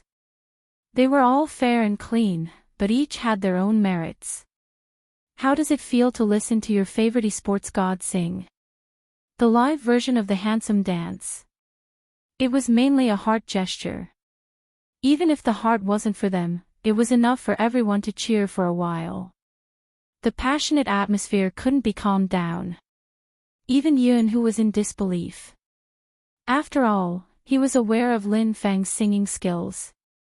But when he saw that person's side profile was covered in a thin layer of sweat, he smiled brightly, revealing his beautiful teeth as he walked towards him. Once again, Yunhu felt his heart beating wildly, even his blood vessels were getting heated. The repeated tremors made him unable to control himself. He reached out and grabbed Lin Feng's wrist. The moment Lin Feng came down from the stage, he hadn't even stabilized his breathing when he was dragged backstage by Yunhu. The so-called backstage was just a temporary place. But even if it was temporary, there was a door and a small changing room. Before Lin Feng could react, he was already pressed against the wall. "Are you an idiot?" Yunhu's voice sounded extremely deep. "What the hell?" Lin Feng was about to explode again. He admitted that his singing wasn't good, but he didn't have to be an idiot, right? Dressed like this, Yunhu continued. And singing such a song. Lin Feng glared. "Wait a minute, what's wrong with what I'm wearing? Why do I look like I'm naked when I'm with you? F***ck, move aside." Yunhu didn't move. Lin Feng reached out to push him. But his hand was pulled back, followed by a turn and a kiss. No one could escape from such a kiss. It was as though he wanted to tear him apart and devour him. His thin lips were pried open, and he moved around inside, sucking heavily. A numbing sensation assaulted him. Since it was an enclosed environment, they could even hear the sound of kissing. Lin Feng even forgot to make a move. Anyone who was treated in such a way would have their mind go blank. His head was buzzing, and his thoughts were all in a mess. There was also an abnormal breathing sound. Yunhu was the one who ended the kiss. He seemed to have regained his rationality, forcefully pulling himself away from the sweet taste. He leaned his head against Lin Feng's left shoulder, his voice hoarse. "I like you so much that I'm about to explode. So, this is the last time. Treat it as a gift to send me off. It's really the last time." Lin Feng's eyes widened. Lin Feng didn't speak, his face blank. Only his slightly red lips showed his current state. Yunhu straightened his back. The two of them fell into silence. It was probably because of what happened the previous time. It still didn't pass. Hence, even now, they didn't know how to break the news. The youngster, who had been watching from start to end, noticed that the two of them weren't moving and the atmosphere seemed to be frozen. She had originally intended to guard the door, but when she glanced down at her watch, it was about time. She reached out and knocked on the wooden door of the fitting room, even though she was already inside. Lin Feng and Yunhu paused, turning towards the source of the sound. They didn't know if they should heave a sigh of relief or be annoyed. Why was Little Spade beside them? Bojo expressed that she wasn't going to take the blame. They had discussed beforehand that she would be wearing female clothing today. The moment Lin Feng met the youngster's gaze, he seemed to have thought of something. He opened his mouth, about to speak. Bojo was still hugging Princess, leaning against the wall, a faint smile on her face. Rather than the fitting room, you can find a car. After all, there isn't a third wheel in the car. Cough. Lin Feng decided not to speak. With the current situation, there was no way he could clear his name. Yunhu stuffed a hand into his pocket, his voice calm. It isn't what you think, we are just fooling around. Who would be fooling around with kissing? Bojo arched a brow. Yunhu walked over, leaving behind only one sentence. He is straight. Bojo didn't reply since she felt that the atmosphere between them wasn't the same as before. After Lin Feng heard Yunhu's explanation, he smiled. Yes, we are just fooling around. His voice was obviously much lower. Bojo didn't have time to ask. Lin Feng spoke again. Which set of female clothing are you going to wear? He was changing the topic. Bojo understood. She glanced back and forth between the two of them, feeling that something was wrong between them. When Yunhu heard this, he paused in his tracks as though there was something wrong with his ears. You're going to cross-dress? I am. Bojo walked over, twisting open a part that was covered. It was a pure black long dress that hung down, reaching her ankles. For some reason, Lin Feng felt that the dress looked a little familiar. But he didn't have time to think. Yunhu asked, does Captain know about your cross-dressing? No. Bojo smiled. If I don't wear it, Senior Lin will have to. Was that the logic? When did he say that? Yunhu was still frowning. Lin Feng was already resisting. Don't even think about making me wear female clothing again. That's why I will wear it. Bojo lifted the dress, her movements swift. Even if you are leaving, you have to be handsome, don't you think so? Lin Feng didn't understand why the definition of handsomeness was defined by cross-dressing. But that didn't stop him from supporting Little Spade's decision. He hadn't seen Little Spade in female clothing the previous time. This time, he had to see what Little Spade looked like. Alright, I'm going to change. If Almighty Yun wants to continue with Senior Lin, you can find another place. Bojo smiled. Her words successfully made Lin Feng flush. Yunhu could only remain silent. They walked out of the changing room together. Coco ran over. When he saw the two of them, he arched a brow at Lin Feng. What's wrong with your mouth? Mouth? Lin Feng seemed to have realized something. He changed his lines. It should be the hot pot in the afternoon and the spicy pot in the afterlife. Coco hugged his rabbit, muttering, it wasn't that fresh during the dance. Does the chili have a delayed reaction? Lin Feng couldn't let him continue thinking. What are you doing here? I'm looking for Little Spade. Is he wearing female clothing? I told the fans that we are going to have a big move later. Coco couldn't hide the excitement in his voice. Lin Feng wiped the sweat off his forehead. He finally managed to divert his attention. Little Spade has already changed. He locked the door from the inside and asked us to wait outside. That's good. What do you think Captain's expression will be when he sees Little Spade in female clothing?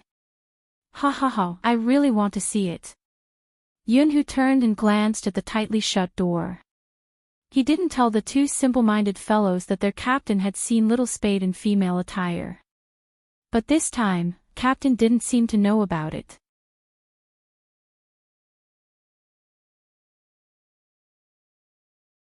Chapter 1080. In the fitting room, the youngster bent over and took off her t-shirt. The reflection in the mirror was the white bandage wrapped around her chest. Since it was covered, the Z logo wasn't visible. But it was obvious that after the bandage was removed, her perky curves could be seen. Her elegant neck matched with her beautiful white collarbone, which slowly blossomed, giving off a kind of enchanting bewitchment. Bojiu glanced sideways at the collagen Lin Feng had provided. She smiled and threw it into the bag. Her left hand moved and she turned to buckle something behind her back. All he could see was a vast expanse of white. Once the long dress was on, Bojiu glanced up at the mirror. She placed the long curly hair on her head and used a black clip to secure it. The energetic pretty youngster instantly turned into a cold young lady with the demeanor of a queen. Bojiu held a silver electronic lighter in her hand. She lit a cigarette and took 2 puffs. Then she remembered that the Almighty had mentioned quitting smoking. She extinguished the cigarette lazily. She glanced at herself in the mirror. Dressing up was a piece of cake for her. She didn't need much makeup. She just needed a mascara to lift her eyelashes and a bright red lipstick. She glanced at the person in the mirror. She had the typical vibe of a witch. Princess frowned as he watched from the side. He looked at Bojiu cautiously. Meow, who could tell him what this strange youngster was up to today? Bojiu reached out and picked it up, hugging it in her arms. She wore a black dress that reached her ankles and carried a snow-white cat in her arms. Bojiu looked more like a bloodling girl from a manga. Outside the fitting room. After the dance, the other 3 had already picked up their glasses and started to drink. Even Lin Feng, who had disappeared to God knows where, lowered his head to avoid some people's gazes. The only one who didn't appear was Big Spade. The fans weren't the only ones looking for him. Qin Mo sat there with his long legs crossed. He tapped the wine glass with his fingers and looked at Coco. Where is she? Coco was still imagining his captain's reaction when he saw Little Spade in female clothing. He didn't expect his captain to suddenly ask him, so he was a little confused. Ever since you got off the stage, you haven't been eating or drinking. You've been staring at me. What are you looking at? Coco shuddered at the question. How could he forget that his captain had always been good at reading people's minds? What are you hiding from me? Qin Mo swirled his wine glass and took a sip. When he glanced over, his gaze was faint. Coco couldn't resist the pressure and was about to tell the truth. An uproar could be heard from the crowd on the left. Here it comes. Coco's eyes lit up. He raised his head and looked in the direction of the voice. Lin Feng was also watching. He was watching from a close distance because the person who had caused the commotion was already in front of him. At this moment, when Lin Feng saw the figure with fluttering long hair, he looked like he was about to collapse. He couldn't help but say, F***ck, why is it this person again? Captain will probably be acting weird again. If Captain lets Little Spade down again, it won't be right. Even though Lin Feng's memory wasn't good, he could still recognize this person.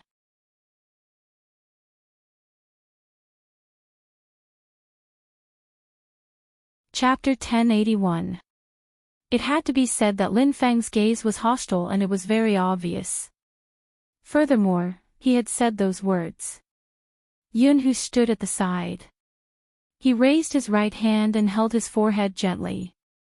He had thought that this fellow would go offline occasionally. But he hadn't expected him to go offline so badly.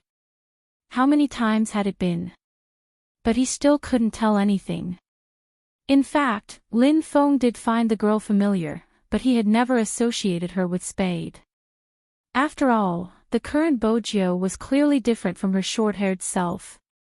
When her fair fingers were placed on the cat's head, her silky black hair was scattered on both sides, and her porcelain-like shoulders were slightly exposed. Her makeup was extremely beautiful, which was why the person standing in front of her looked like a noble from a castle when she smiled. Bojiu heard Lin Feng's words. She had come to look for them. She smiled. From what you said, you seem to hate me. As long as you can tell. Lin Feng had a stubborn personality. He stuffed a hand into his pocket, looking arrogant as though he couldn't stand the sight of her. Bojiu arched a brow, a playful look in her eyes as she took a step forward. Lin Feng called out, "Don't come over, don't you know it's improper for men and women to touch each other?" Bojiu stilled, but in that instant, she lowered her body, still carrying Princess. She bent down, her side profile stunning, especially the faint smile on her face. "Senior Lin, if you continue to hide, I'm going to tell Coco and the rest about your kiss with Almighty Yun." Lin Feng stilled. Lin Feng was stunned for a moment. Then, his eyes widened. His clear eyes were filled with disbelief. How did it feel to be struck by lightning? How did it feel to be struck by lightning? That was how he felt right now. Lin Feng's mouth seemed to be stuttering, he couldn't even speak properly. "Xiao, Xiao." After stuttering for a long while, he said like a man, F***ck. "Why is it you?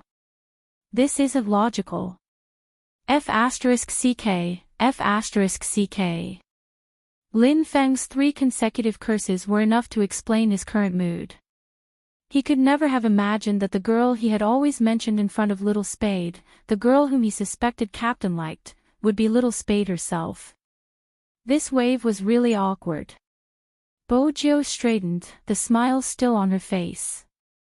Many people looked over. It was probably because of Lin Feng's reaction. Everyone was curious about who the girl was. Why was she hugging the cat that Big Spade had been hugging? Until the man tilted his head, revealing the black diamond earring. Only then did some of the fans stop what they were doing. They didn't dare to think further. However, the air around them seemed to have frozen. Everyone covered their mouths. With such a huge commotion, Qin Mo would definitely look over. In the crowd, that person was wearing a long black dress. Her fingers were stroking the princess's head. Her eyes were black and beautiful. It was as if all the lights in the surroundings were reflected in her eyes. That person looked up uneasily. The 2 men's eyes met. Bojiu smiled faintly, her long hair flowing down, the mole at the corner of her eyes glistening. At that moment, there was only one sentence in Qin Mo's mind.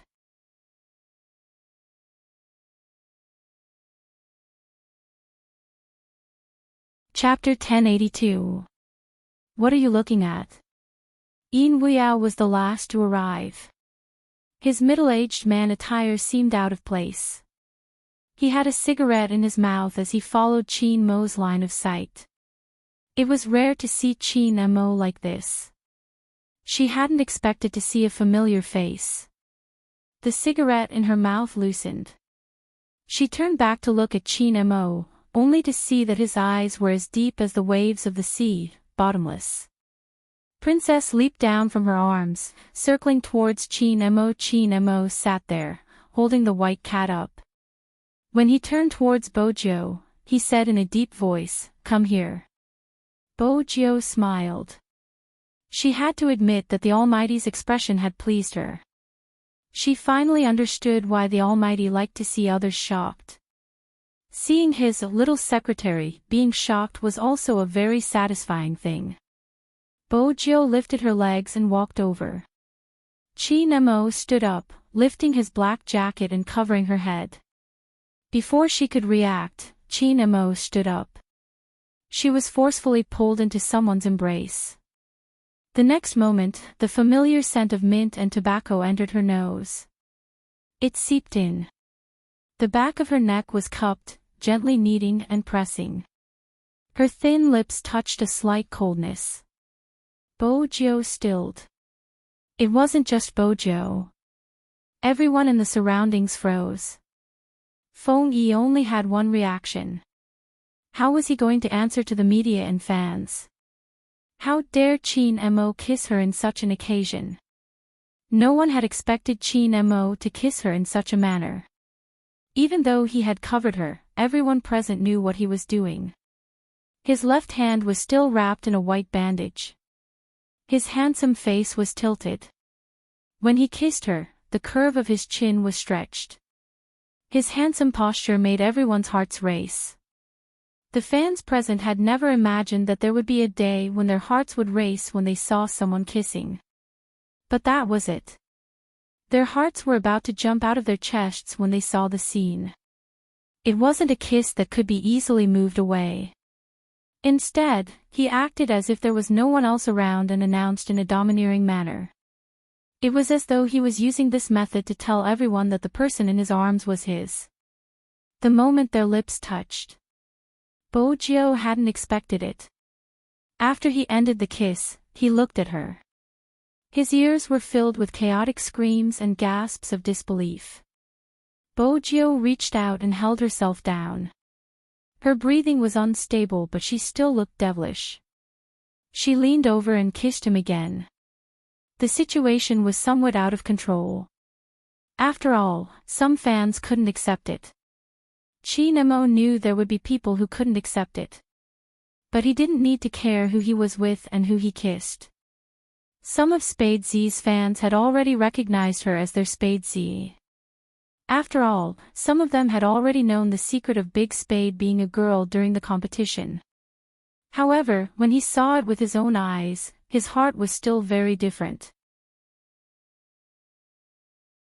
The person who waved the mouse single-handedly completed countless first kills and showed off the entire audience.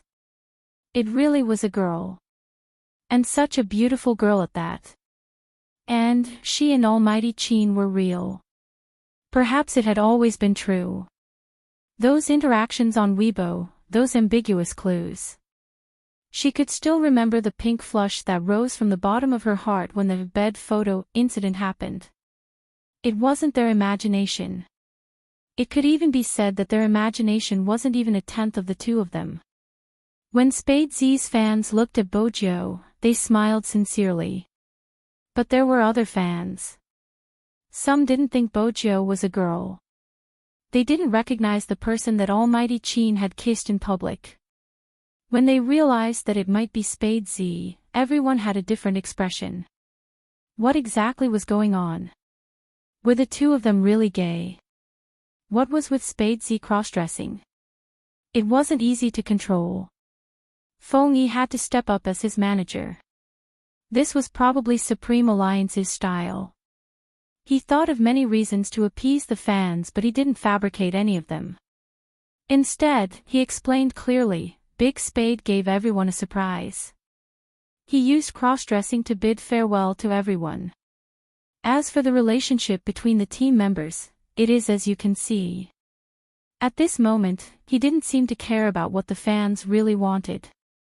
Actually, it was clear that if they were just a couple, they might be cute. But if you were really gay, they might not continue to be cute. But no matter what. This was Supreme Alliance. The Supreme Alliance that had many problems. How did it feel to have a heart that was about to explode? It was so sweet that it was like honey. For the fans who liked this pair, it was simply sugar among sugar. To the other fans, they would rather not have attended this farewell party. Of course, most of them liked it. Because all the presidents of the fan club only said one sentence to those people. This is a farewell party, we might never see Supreme Alliance with such a lineup again. When they heard this sentence, the other group of fans quietened down. They lifted their eyes and looked over in the direction of the voice. The clothes they were wearing weren't uniform. It wasn't like when they were playing games, where they would look at the same uniform and feel their blood boil. There was Shui Yao Yao, Coco, Feng Shang, Yin Wuyao, Lin Feng, Yunhu, Spade Z, Almighty Qin. After today, Supreme Alliance would be 3 people short. The Feng Yun CP was about to break up.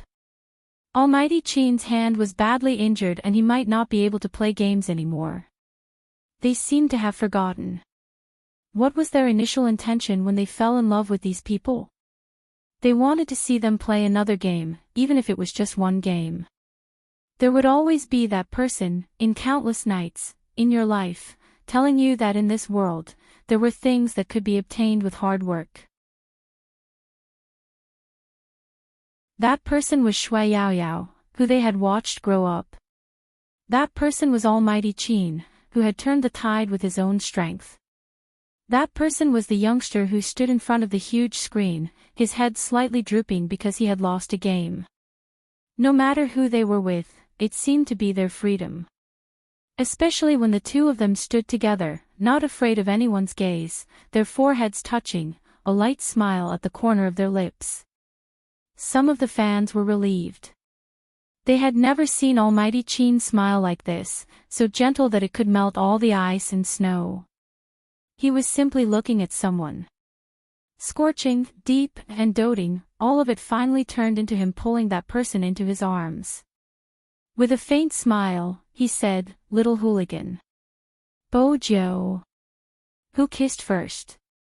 This was probably how love should be. It had nothing to do with gender.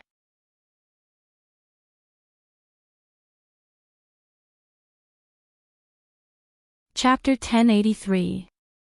The situation was gradually under control. When it was about time, Feng Yi instructed the president of the fan club to guide the fans out of the venue. It was impossible for Bojo not to be photographed. After all, in such an environment, many things couldn't be avoided. Coupled with her cross-dressing appearance, it was truly breathtaking. The people who posted the photos were loyal Supreme Alliance fans. Basically, they were like this. Initially, when I saw Lin Feng's cross-dressing photo, I didn't think there would be a man more suited to cross-dressing than him. But now that I saw Big Spade, I realized what it meant by the pupil surpassing the master. She's so beautiful. Sob, sob, sob. Once such a photo was exposed, there would definitely be many people reposting it. The fans were interesting, tagging Lin Feng every time they reposted it. Gradually, the topic of discussion shifted from Spade Z being the only one cross-dressing to the fact that Supreme Alliance was probably the most cross-dressing team out of all the esports teams. Moreover, their outfits were outstanding. The other teams also reposted the photos of Spade Z cross-dressing. Xiangnan's Xiao Sanpang said directly, "What the F*** CK?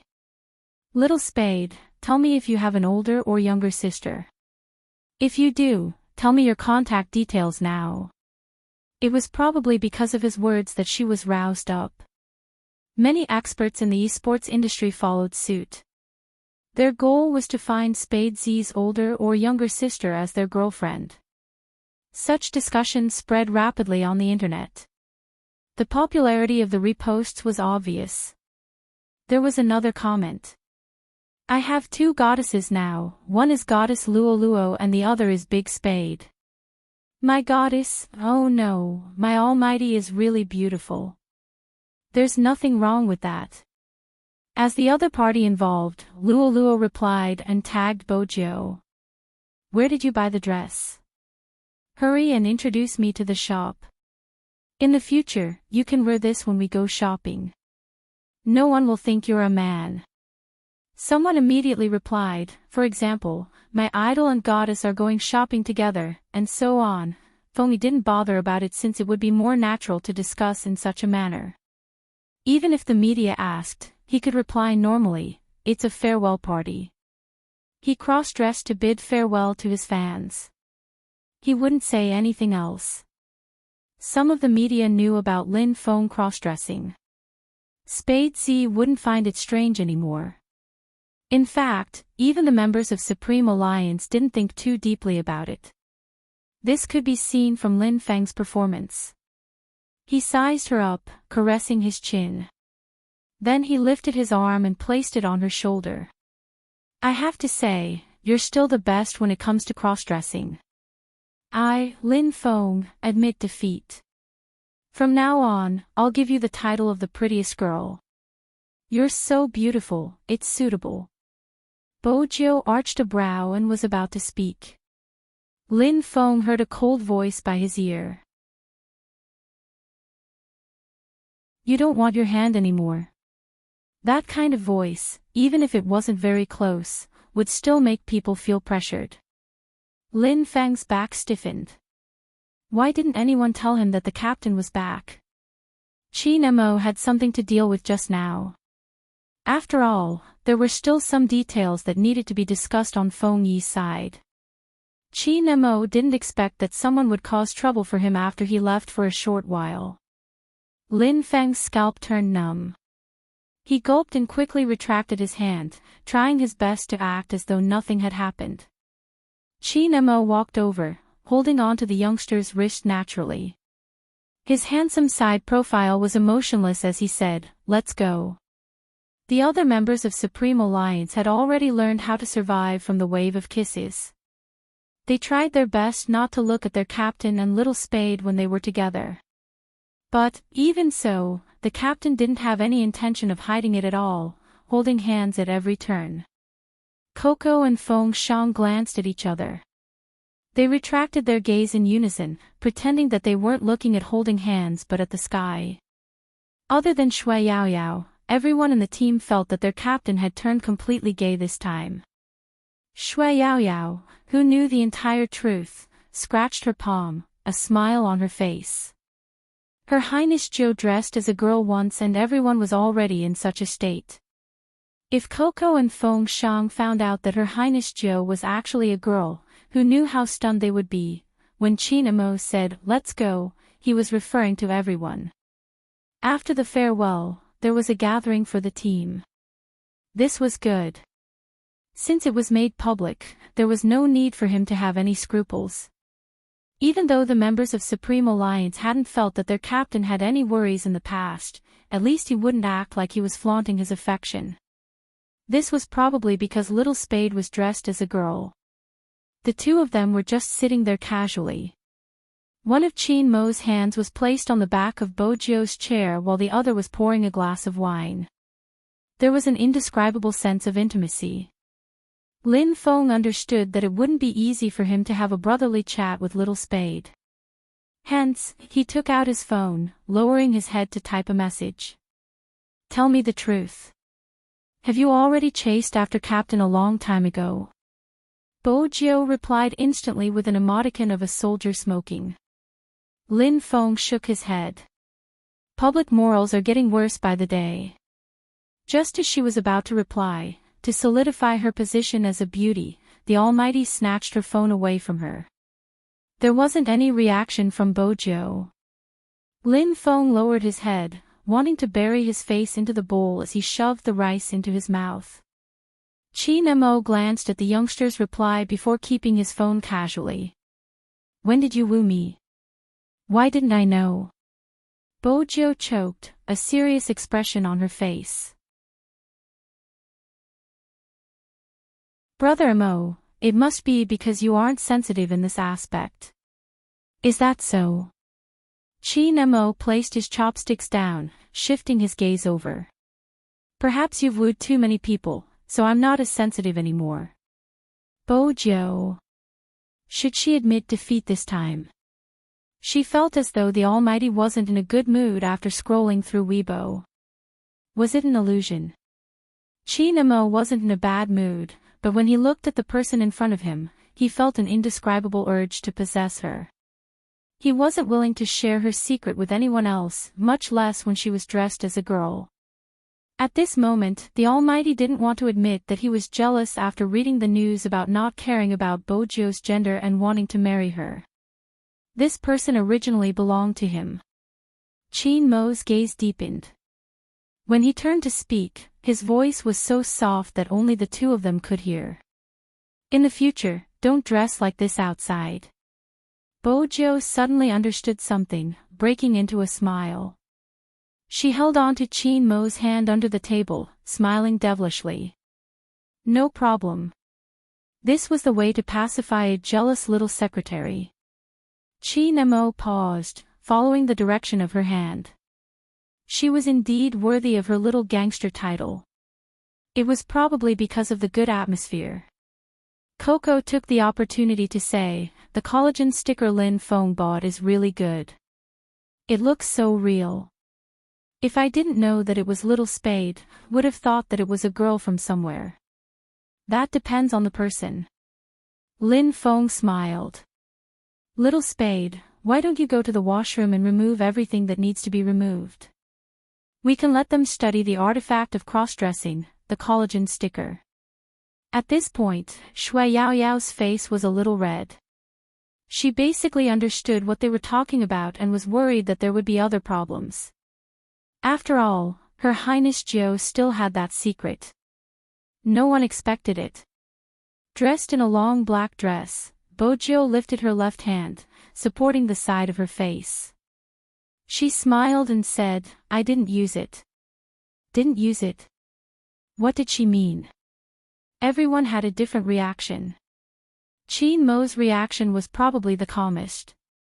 His hand paused for a moment before returning to his nonchalant self. On the other hand, Shui Yaoyao seemed to understand what Her Highness Jiao was trying to do.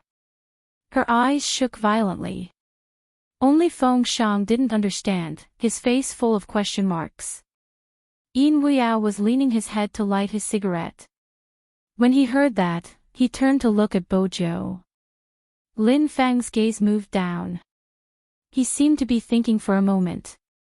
Then, realization dawned on his face. Did you buy a better disguise yourself?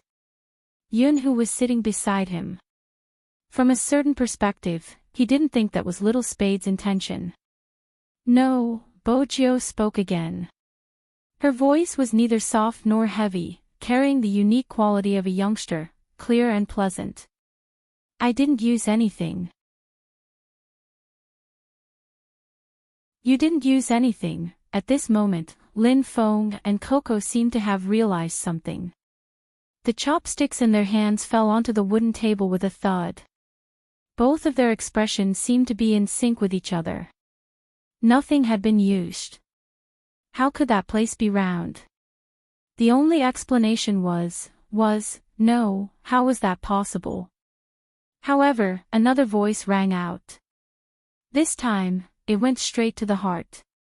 Let me reintroduce myself. Spade Z, gender female, preference male. Bojo's face was calm. I didn't tell you previously due to some reasons.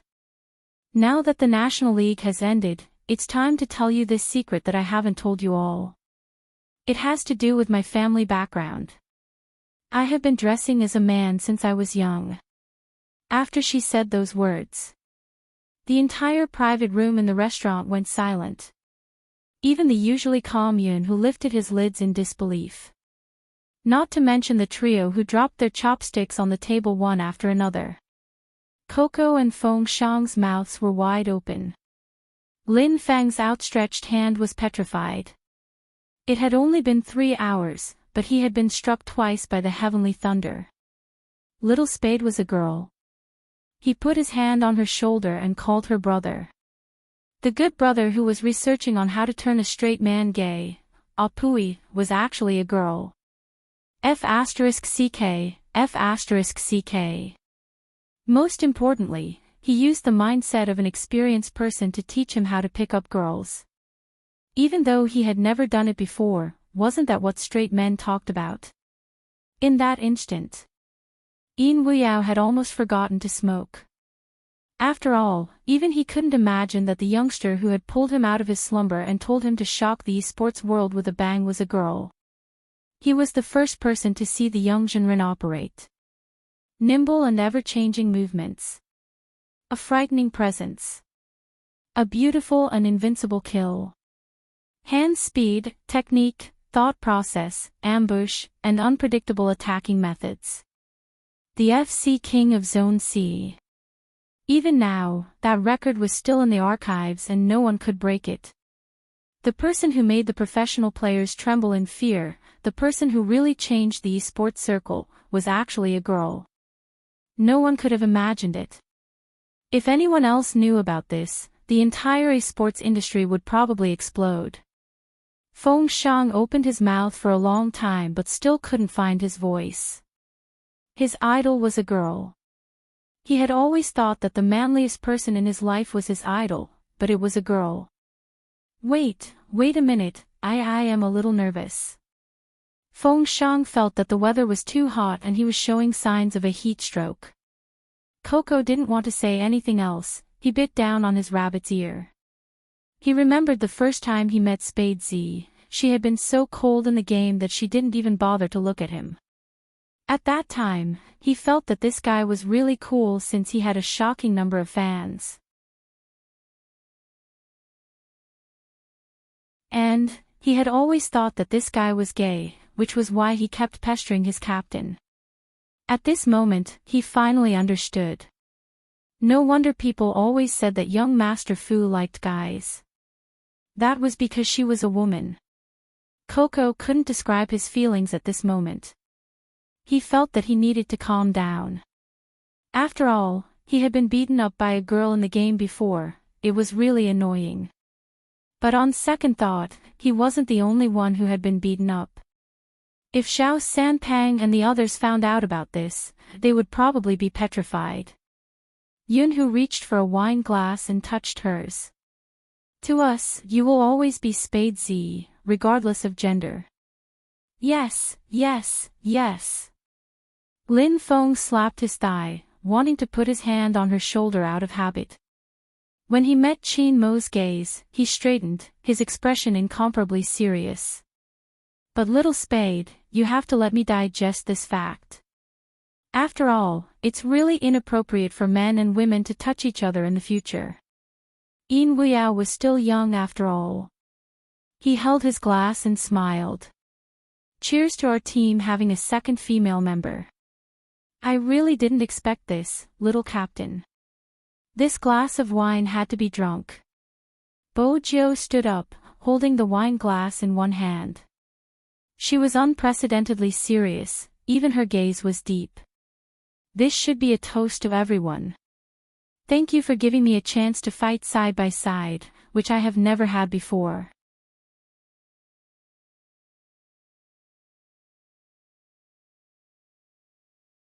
Chapter 1084. At the start, when they had found out that the person was a girl, everyone's expression was so shocked that they seemed to have swallowed their keyboards. Hence, when Coco and Lin Feng glanced at Bo Jiu, the image of her roaming around in the wilderness, killing her opponents alone. She didn't have to worry about their finances at all. They didn't have to worry about not being able to win in the team battle.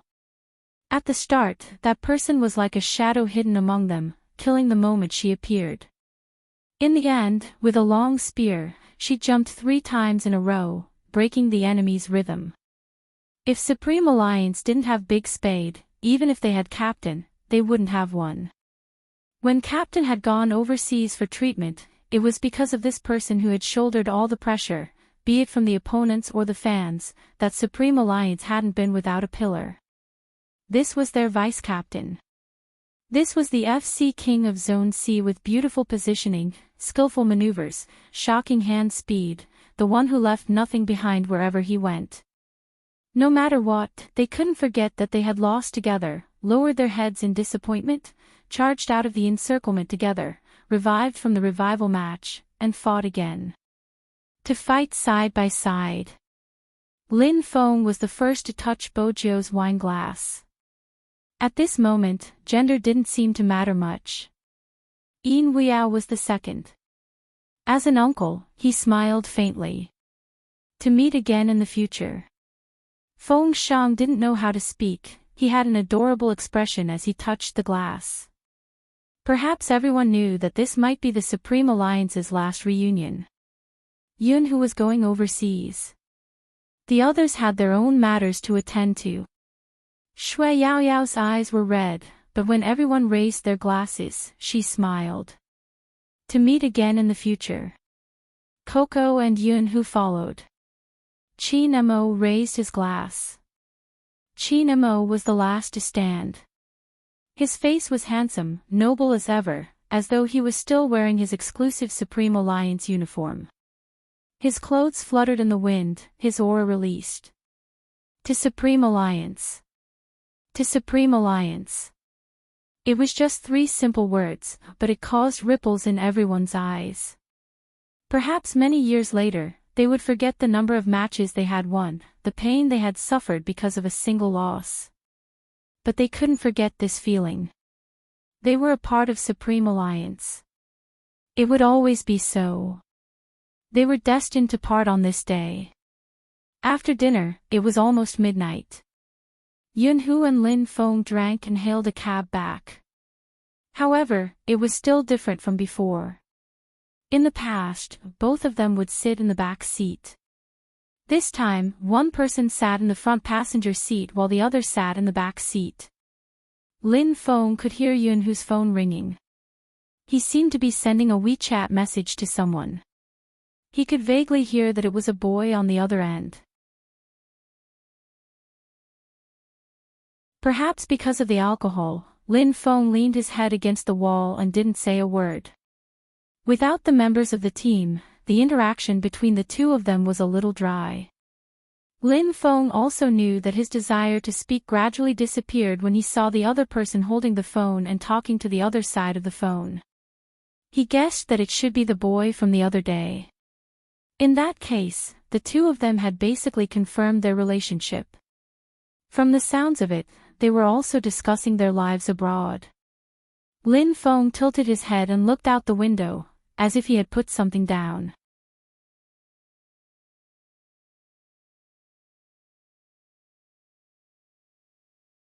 Chapter 1085.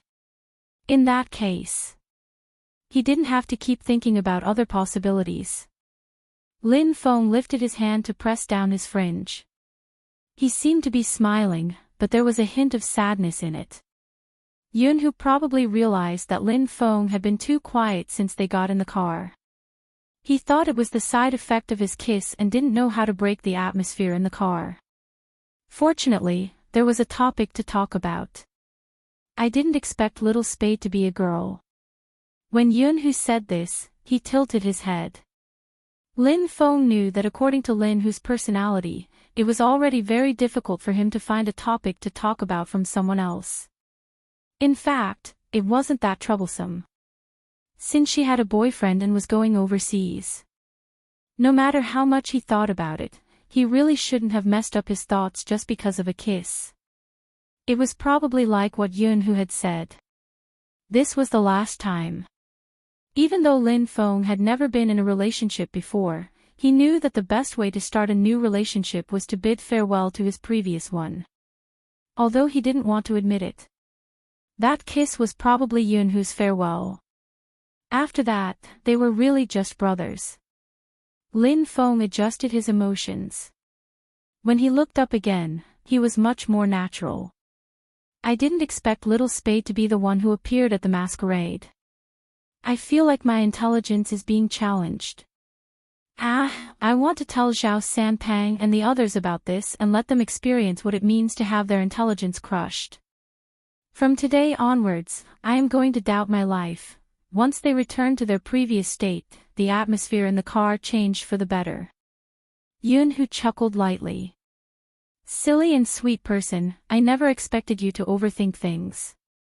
Hey, what are you talking about? Do you want to fight?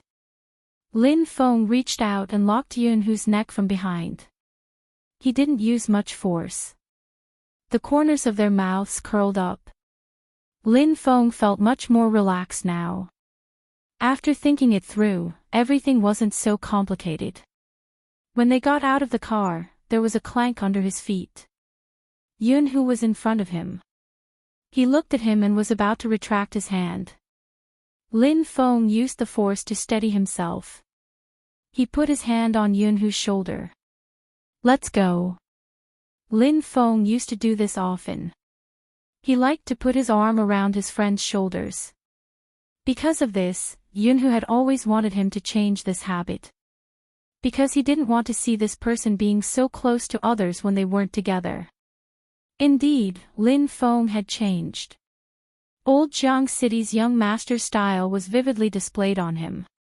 He had the spirit of not being able to get along with others. Believing his words, he could only put his arm around his best brother's shoulder. But ever since that day in the room when he saw Yunhu doing that to his photo, Lin Feng hadn't put his hand on Yunhu's shoulder like today. Over the past few days, Yunhu had been hoping that this person would return to how he used to be. He hoped that when he saw him, he wouldn't avert his gaze, and when he got close to him, his body would freeze for a moment. That was the last thing he wanted to see. That was why he found someone to act with him. He was afraid of his guard. But at that moment, Yunhu realized something. What he was most afraid of wasn't being on guard. He was afraid that things would really go according to what he thought and that they would return to the way they were before and only treat him as a brother. Apart from being brothers, they no longer had any possibility. The scenery of the military compound didn't change. In the center of the room, there was also a model of a small fighter. There were specialized people standing guard. If they walked down this road, they would reach the Lin family's house. Yunhu knew that if he didn't say it today, he might never have the chance to say it again. "Actually, your phone seems to be vibrating." Lin Feng interrupted him and glanced at his house. "All right, I'll go up first." As a person in love, don't be like Captain and Little Spade, torturing a single dog like me. Do your research overseas and come back when you have time. Perhaps when you come back, I'll be different from before. I might even have a girlfriend, but there's one thing that won't change. I'll probably always be as handsome as I am now. Yunhu watched as he smiled faintly. The words, "actually, as long as you ask me to stay, I won't go overseas," seemed to be stuck in his throat. He probably wouldn't care if he was really in love. He would also understand that there would always be a banquet that wouldn't end. He could even say the words "girlfriend" so easily. Yunhu's fingers moved slightly. When he looked at Lin Feng again, he only said one word. "All right. Good night." Lin Feng stuffed a hand into his trouser pocket and turned to walk in. Yunhu had never expected that to be the last time he would see Lin Feng in the courtyard. Because the next day, the Lin family's house had been emptied. At that time, his mother had laughed and asked him, "You didn't do a good job as a brother. You said that the two of you grew up together and had such a good relationship. You didn't even know the Lin family's recent movements. The Lin family probably won't be in politics anymore. Lin Feng has really done well this time. The new place he moved to is very close to the Lin family. I heard from your Auntie Lin that Lin Feng plans to start from the bottom. I'm afraid the next time you want to see him will be the day you leave." Yunhu didn't know how to describe his feelings at that time. When he pushed open the window, the opposite side had become completely empty. Even the calculator that was placed there was gone. It turned out that it was so easy for a person to disappear. Ever since he was young, he had been used to it. The moment he pushed open the window, he could see that person tugging on his slippers, ruffling his black hair and looking at him in a daze. At first, he had thought that he would have to adapt to these habits when he went overseas. But he had never expected things to turn out like this. He had always been thinking about going overseas. He really wasn't sure what had happened to the Lin family. Yunhu's first reaction was to make a call. At that moment, he really realized that things wouldn't be the way he had imagined with Lin Feng. As long as he turned back, that person would always be there. To put it bluntly, he was bullying that person for being soft-hearted. He felt that no matter how far he went, that person would always be there. The call went through. A voice came from the other side, accompanied by some noise. Hello, who? F***CK, this place is really hot. I'm out at the market, what's wrong? Are you busy? Yunhu asked. Where are you? I'll go and pick you up. The person on the other end paused for a moment. Then, he laughed. Hello, I'm really busy. I can't talk anymore. Lin Feng, come over here. Someone's voice came from the other side of the phone. Okay, I'm coming. Lin Feng didn't even have time to say goodbye before hanging up. Yunhu listened to the low voice that didn't belong to Lin Feng. That extremely magnetic voice made his fingers paused. When he looked at the phone that was hung up, Yunhu's expression was one of confusion that he had never seen before. He felt that he finally understood what it felt like to be replaced. Even if Lin Feng had concealed his identity to work for the Lin family. But that voice was very familiar. It was the most valuable headhunter that the Lin family had hired. That person probably didn't know Lin Feng's identity. Otherwise, he wouldn't have spoken in such a tone. But that tone made Yunhu feel as though he was sitting on pins and needles. Everyone in this circle probably knew that that person was interested in boys. Perhaps Lin Feng himself would never understand how attractive he was to others. Yunhu didn't want to complicate things. He also knew that Lin Feng had just gone over. There wouldn't be anything between the two of them. Besides, the other party wouldn't be someone who would lay his hands on his subordinates.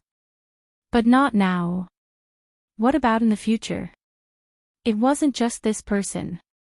After he went overseas, everyone seemed to have a chance to get close to that person. So what if he stopped at this time? That was what he thought, but Yunhu didn't give up. He continued to call.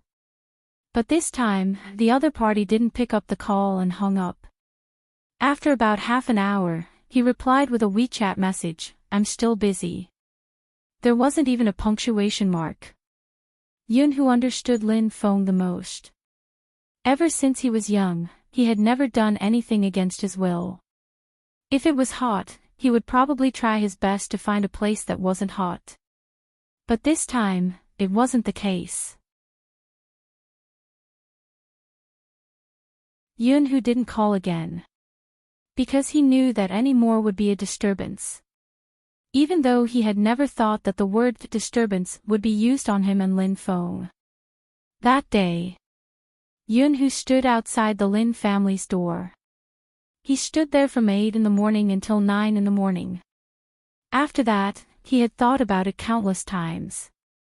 If he had said that sentence, would things have been different? But until the end of the story, no one would know what the ending would be. The shadow of the tree shook and scattered, the complicated light hitting everyone's face. This was the only time Bojiu would wake up. When she woke up, she realized that she was still wearing the black dress and the Almighty's jacket was on her.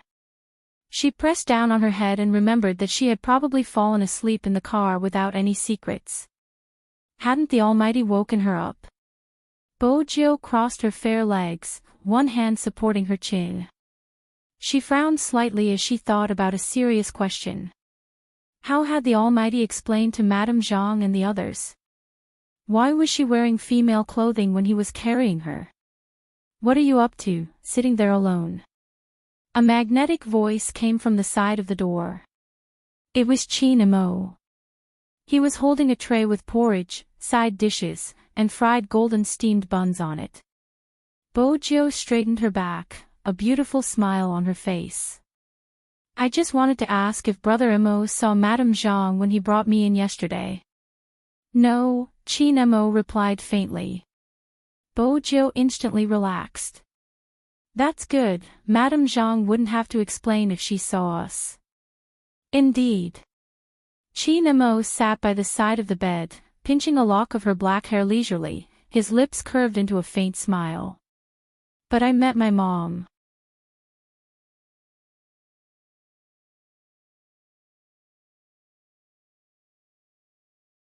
Chapter 1086. If she had to find a sentence to describe her feelings, it would be that she had met Madame Zhang. Why was she so unlucky? Of all people, she had to meet movie queenin. It was rare for Bojiu to remain expressionless for a long time. Her heart was in turmoil. That was probably what Chi Nemo wanted to see. He leaned over, pinching her face. What's wrong? Are you frightened? Bojiu was still confused, trying to organize her thoughts. At the very least, she had to be more sincere in front of movie queenin. She thought for a long time about how she should ask. When she raised her head again, she saw that handsome face right in front of her, noble and elegant, with a hint of a smile on it. The Almighty's expression was obviously gloating. Even though it wasn't obvious, she wasn't blind. Bojiu arched a brow, starting the conversation from the Almighty's point of view. Brother Amo, didn't movie queenin ask you anything when you carried a girl home last night? Was there a need to ask after seeing you? Chi Nemo pinched her face again. Bojiu. That wasn't a good reply. The Almighty hadn't said anything, returning the question back to her. What did movie queenin say? Fine, she chose to be more direct. She couldn't avoid the Almighty. Chi Nemo watched her casually, his body inching closer. You really want to know? Of course. Chi Nemo inched closer, his voice calm. Then show some sincerity. Sincerity. Bojiu paused. Chi Nemo reached out and caressed her lips, his fingers caressing her lips. This was the scene Madame Zhang saw when she pushed the door open. The sunlight shone in, casting a faint layer of gold over the two equally beautiful people. Young Master lifted her chin, about to kiss her but waiting for her to make the first move. The sound of cicadas faded. When Bojiu saw Madame Zhang, she straightened her back and smiled. She didn't feel awkward since her image as a gangster was already set. Hence, she called out lazily, Madame Zhang. Since movie queenin had already seen it, she wasn't afraid of being seen by Madame Zhang. When Madame Zhang heard the girl's voice, she turned to look at her face. The next moment, her eyes wavered. Isn't this young Master Zhou? She had originally thought that her young master had done something to let young Master Zhou down. But from the looks of it, that wasn't the case at all. More importantly, why was young Master Zhou like this? Auntie Zhang felt like her brain cells were running out. If it wasn't for the face in front of her, she wouldn't have imagined the girl in front of her to be her favorite young man. Madame Zhang turned towards Qin Mo, young master. This, Qin Mo, who was sitting by the side of the bed, spoke, his expression unchanged. Supreme Alliance had an event yesterday and one of the events was for this guy to dress up as a girl for fun. I see. The realization hit Madame Zhang but she still couldn't control her gaze. She sized Bojiu up and muttered to herself, "You look so much like a girl." If young master didn't say anything, she would really suspect something. Auntie Zhang only had one thought. She took out her phone and said, "Madam will definitely be shocked to see young Master Zhou like this." Crack.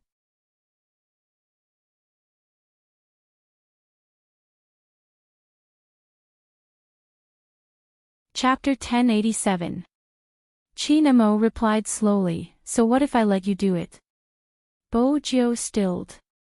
Did the Almighty know something? Was he testing her? She hadn't even made a move yet. How did the Almighty know her motive for going to America? Qin Mo arched a brow. Why?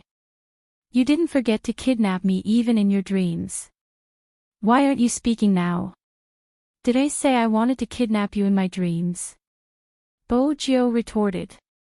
Chinamo stretched out his hand and patted her face gently. There was a faint smile on the corner of his mouth. More than once. Last night, when I hugged you, you said it 3 times. I didn't expect you to have such a hobby. She had really let it slip in her sleep. It seemed like her plan hadn't been exposed. The current situation was far better than she had imagined.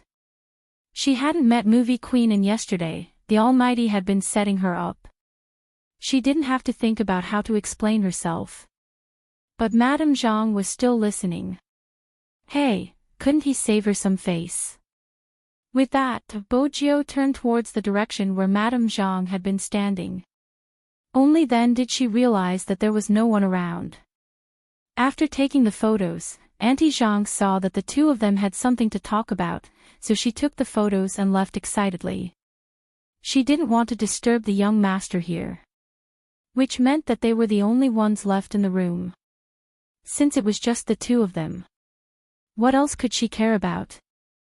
Since the Almighty had requested for her to kidnap him, she could give it a try before heading over. The moment she thought about it, the real gangster appeared. You're really willing to let me kidnap you? Chin Mo watched her. Her excited expression didn't seem proper at all. You can give it a try. The intelligent Bojo quickly realized this was an opportunity. With a nimble flip, she pressed down on Chin Mo's right shoulder and pushed him onto the bed. She didn't remove her wig, her silky long hair falling with her movements, sweeping across Chin Mo's face.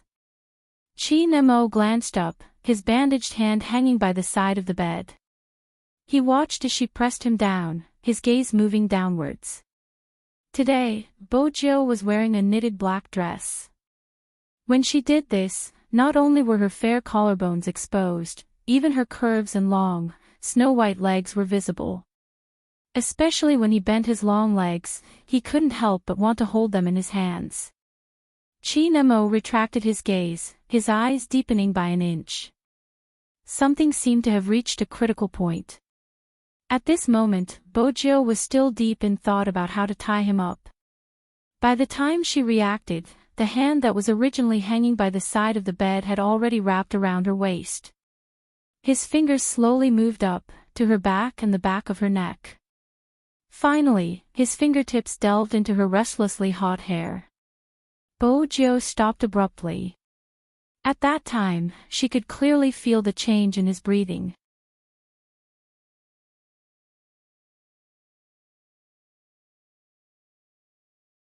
Chapter 1088. Chin Mo brought his little friend to the airport. The old men were excited, following them to the airport with their dragon head crutches. They even asked Bojo what she intended to do overseas. Bojo took a moment. She couldn't possibly say that her main purpose was to kidnap the Almighty. Hence, she had to be more tactful. She pushed her sunglasses up and smiled faintly. I'm going to be an international superstar. Acting. The old men did not agree, and their expressions were all very serious. After retiring and staying in the compound, they had clearly become a group of old urchins. Why didn't you fix computers and walk cats? Why did you become an actor? Bojo. His words made sense, she couldn't refute him.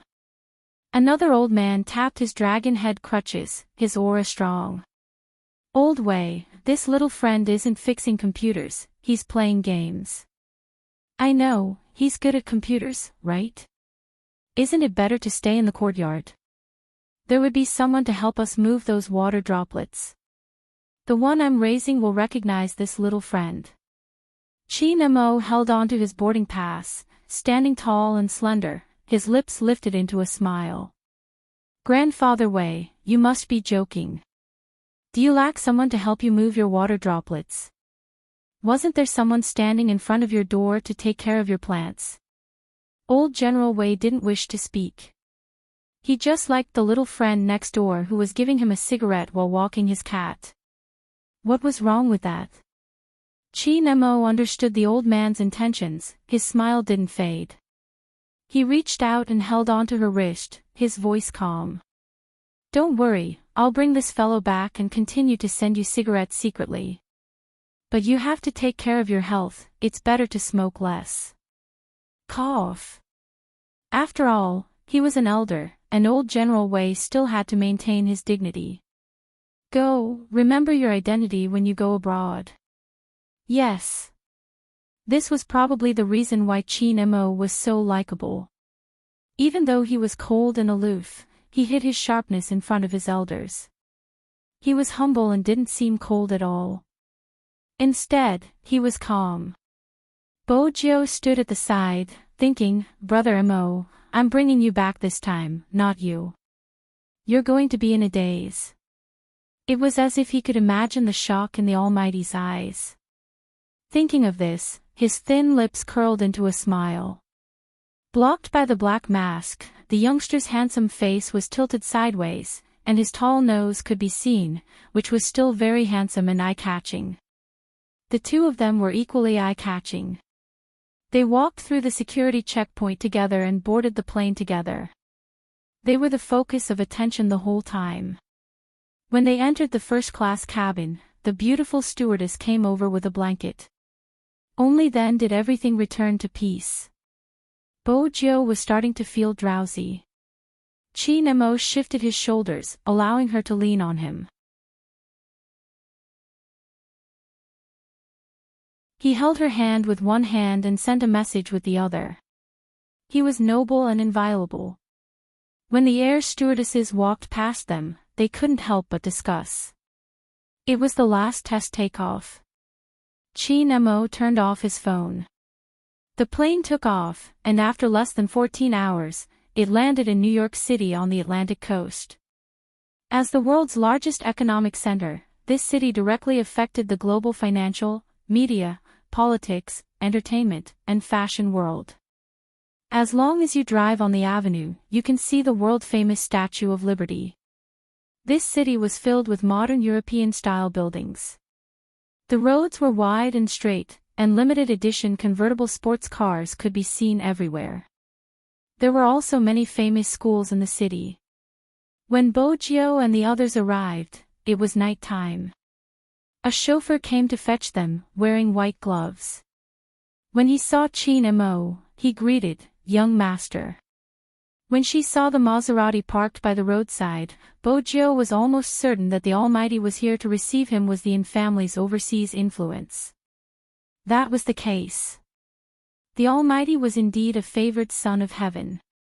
There was no need to talk about the Qin family, they were a classic example of an upright young man.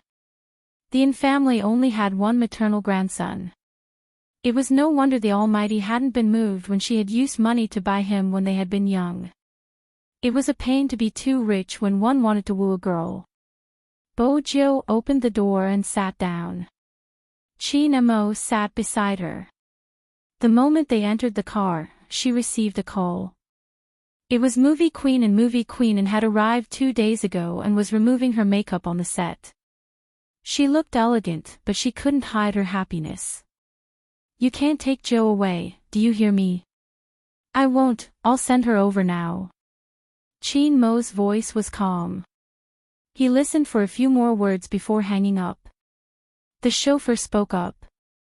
From the way he drove, one could tell that he had undergone proper etiquette training.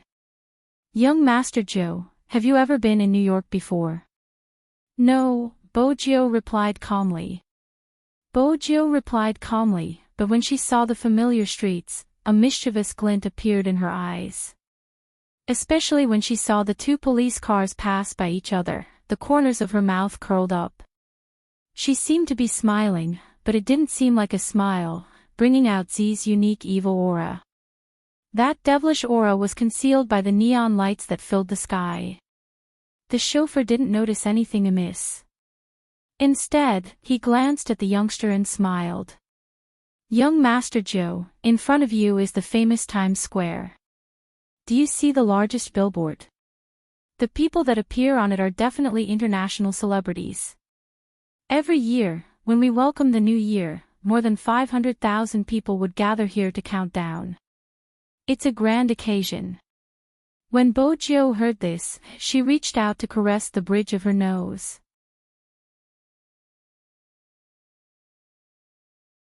She couldn't tell him that she had fought with the Almighty here. That had been the first time they had fought.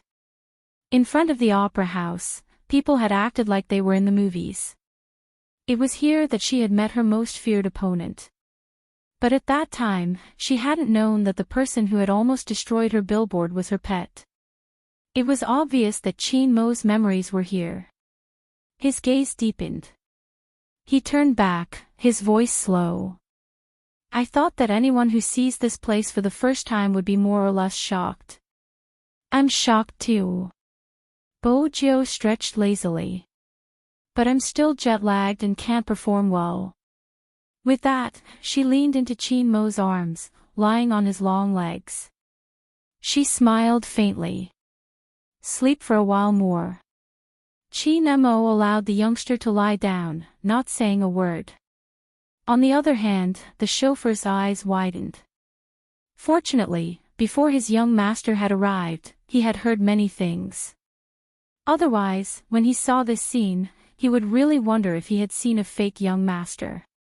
The drive from the airport to the filming location took about 1.5 hours. Bojo carried a black backpack and jumped out of the car. She was still wearing a large black mask. The cold moonlight shone into her eyes, bringing out the best in this place. Once you're done, send me a message and I'll come fetch you. Chin Mo wound down the car window, his side profile handsome and elegant. Bojo replied, okay. Then, he strolled into the crowded Star Creation Plaza. At this moment, another figure walked out from the side of the sports car. She stood beside the car and called out, young master. Chin Mo glanced up and said, follow her and only show yourself when necessary. Yes. The silhouette didn't make a single sound as he walked. It was obvious that he had received specialized training. Chin Mo reached out and the car window rolled up. If he wanted to know what she was up to, he had to give her some freedom. Otherwise, it would only backfire. After all, a certain someone would never stay there quietly. Especially when you let your guard down, she would always take the opportunity to scratch you. He knew that feeling well. It wasn't painful, but it would always be there. Chin Mo knew that she had already started planning her escape route. If there were many guesses in the past, after coming here, a certain someone's behavior had proven one point. She wanted to do something. Chin Mo played with the silver cigarette lighter in his hand. He turned his head and lit a cigarette. His voice was still calm. Let's go to the old place first. I need more information about Z, yes, young master. The sleek black sports car drove into the bridge. It was at the biggest Star Creation base. Bojo was thinking as she walked. She might have to make some last-minute adjustments to her plan. It was simple. She thought of the Chin and family's power but neglected the Almighty's own power. Back then, he had almost caught her in the act. This meant that he had people here. Bojo lifted her head and looked up. She didn't know what she saw, but her eyes lit up. She thought she knew how she had managed to distract the attention of some people. She just needed a little modern technology and a little magic. Just as Bojo lifted her lids, a person walked over with a gloomy expression. A man with a gloomy face walked over with a dissatisfied expression. He didn't even notice if there was anyone in front of him. Or perhaps, even if he noticed it, he would push her away the moment he saw a yellow-skinned person. Go away, you little hindrance. He said these words in English. He was a local after all. No, he should be called a local celebrity. He was a classic international celebrity. The muscles on his arms were firm and he was well developed. He was strong and could fight. He was handsome with thin lips and a high nose bridge. He was a classic pretty boy here. He was also the third male lead in this movie. Since she wasn't prepared, the moment she was pushed, Bojo relied on her instinctive reflexes. She leaned to the side beautifully, her eyes cold. She didn't suffer any physical injuries. Bojo wanted to pick up her shoulder bag and continue walking. Unexpectedly, a voice came from the other side. It was a rare excitement. "Joe. Joe." Bojo turned, stuffing a hand into her pocket. She arched a brow. "Director. Joe, you're finally here. That's great." The Americans would hug people when they were happy, even if it was an international director. But her back was patted by a bare paw. Bojo felt slightly pressured. "I'm happy to see you again. Where's movie queenin'? She's filming the next scene and she's still trying to get the feeling. She did tell me that you would be coming, but I'm still surprised." When the director spoke in Mandarin, there was always a sense of awkwardness, but this was still considered good. It was also because of the director's hug and welcome. The busy staff around them stopped what they were doing. Their gaze landed on Bojo. Under the warm night lights, a slender figure stood there. A slender figure stood there with a lazy smile on his face. He had one hand in his pocket and a black bracelet on his exposed snow-white wrist. He had a head of silver hair and a pair of shiny black earrings. He was young, handsome, and full of evilness. "Oh, this boy is really pretty. That pair of black eyes fits my fantasy of an Asian. But there aren't many Asians who would dye their hair this color. Shouldn't they all have black hair? This does fit the image of the mysterious hacker in the script." "I don't think so. He looks so skinny, can he fight?" "I'm not sure. I heard that the director went to all the countries in Asia to find such a person. Why not go to Japan? At least they would be more obedient and cooperative." Listening to the discussions around him, the third male lead also spoke. His voice wasn't loud, but everyone could hear him. Huaxia's male actors are all weak chickens. Everyone knows this. I reckon that once there's a fight scene, this person will be shouting for a stunt double. You guys have to be merciful. Don't scare our Oriental dolls. What if they break them? With that, a burst of laughter came from the other side. That smile could be said to be a joke, but for some reason, it made people feel uncomfortable. Bojo held her shoulder bag with one hand, glancing over. The international director was still immersed in the excitement of Bojo's arrival. Besides, he had to remind the filming team not to make any mistakes. Hence, he didn't notice anything. On the other hand, the third male lead caught her gaze. He lifted the edges of his lips in a provocative manner as he mouthed, "Chinese pig." He spoke in English. With that, he turned and continued laughing with the people beside him. Bojo's gaze deepened, turning into ice. It seemed to have become a strange phenomenon in this industry. Every actor in China wanted to develop here because they could prove that they were a superstar. Because of this, some people would use Chinese actors to open up the Chinese film market. It was a simple logic. Some Chinese actors would advertise in China, saying that they would be acting in a certain blockbuster. But when the audience entered the cinema, they realized that they weren't actors at all, they were just passers-by. The more this was the case, the more people looked down on Chinese actors. Gradually, in this place where stars were created, there was a saying, Chinese actors are willing to play any role, whether it's to paint them beyond recognition or to have them accompany them throughout the entire process. As long as you arrange a role for them, they will definitely let you earn all the Chinese people's money. After all, movies nowadays do need Eastern elements for the audience to buy in. You're tuning into the LoveLore Library YouTube channel. We're so grateful for your support, and don't forget to subscribe to join us on this incredible journey through captivating stories.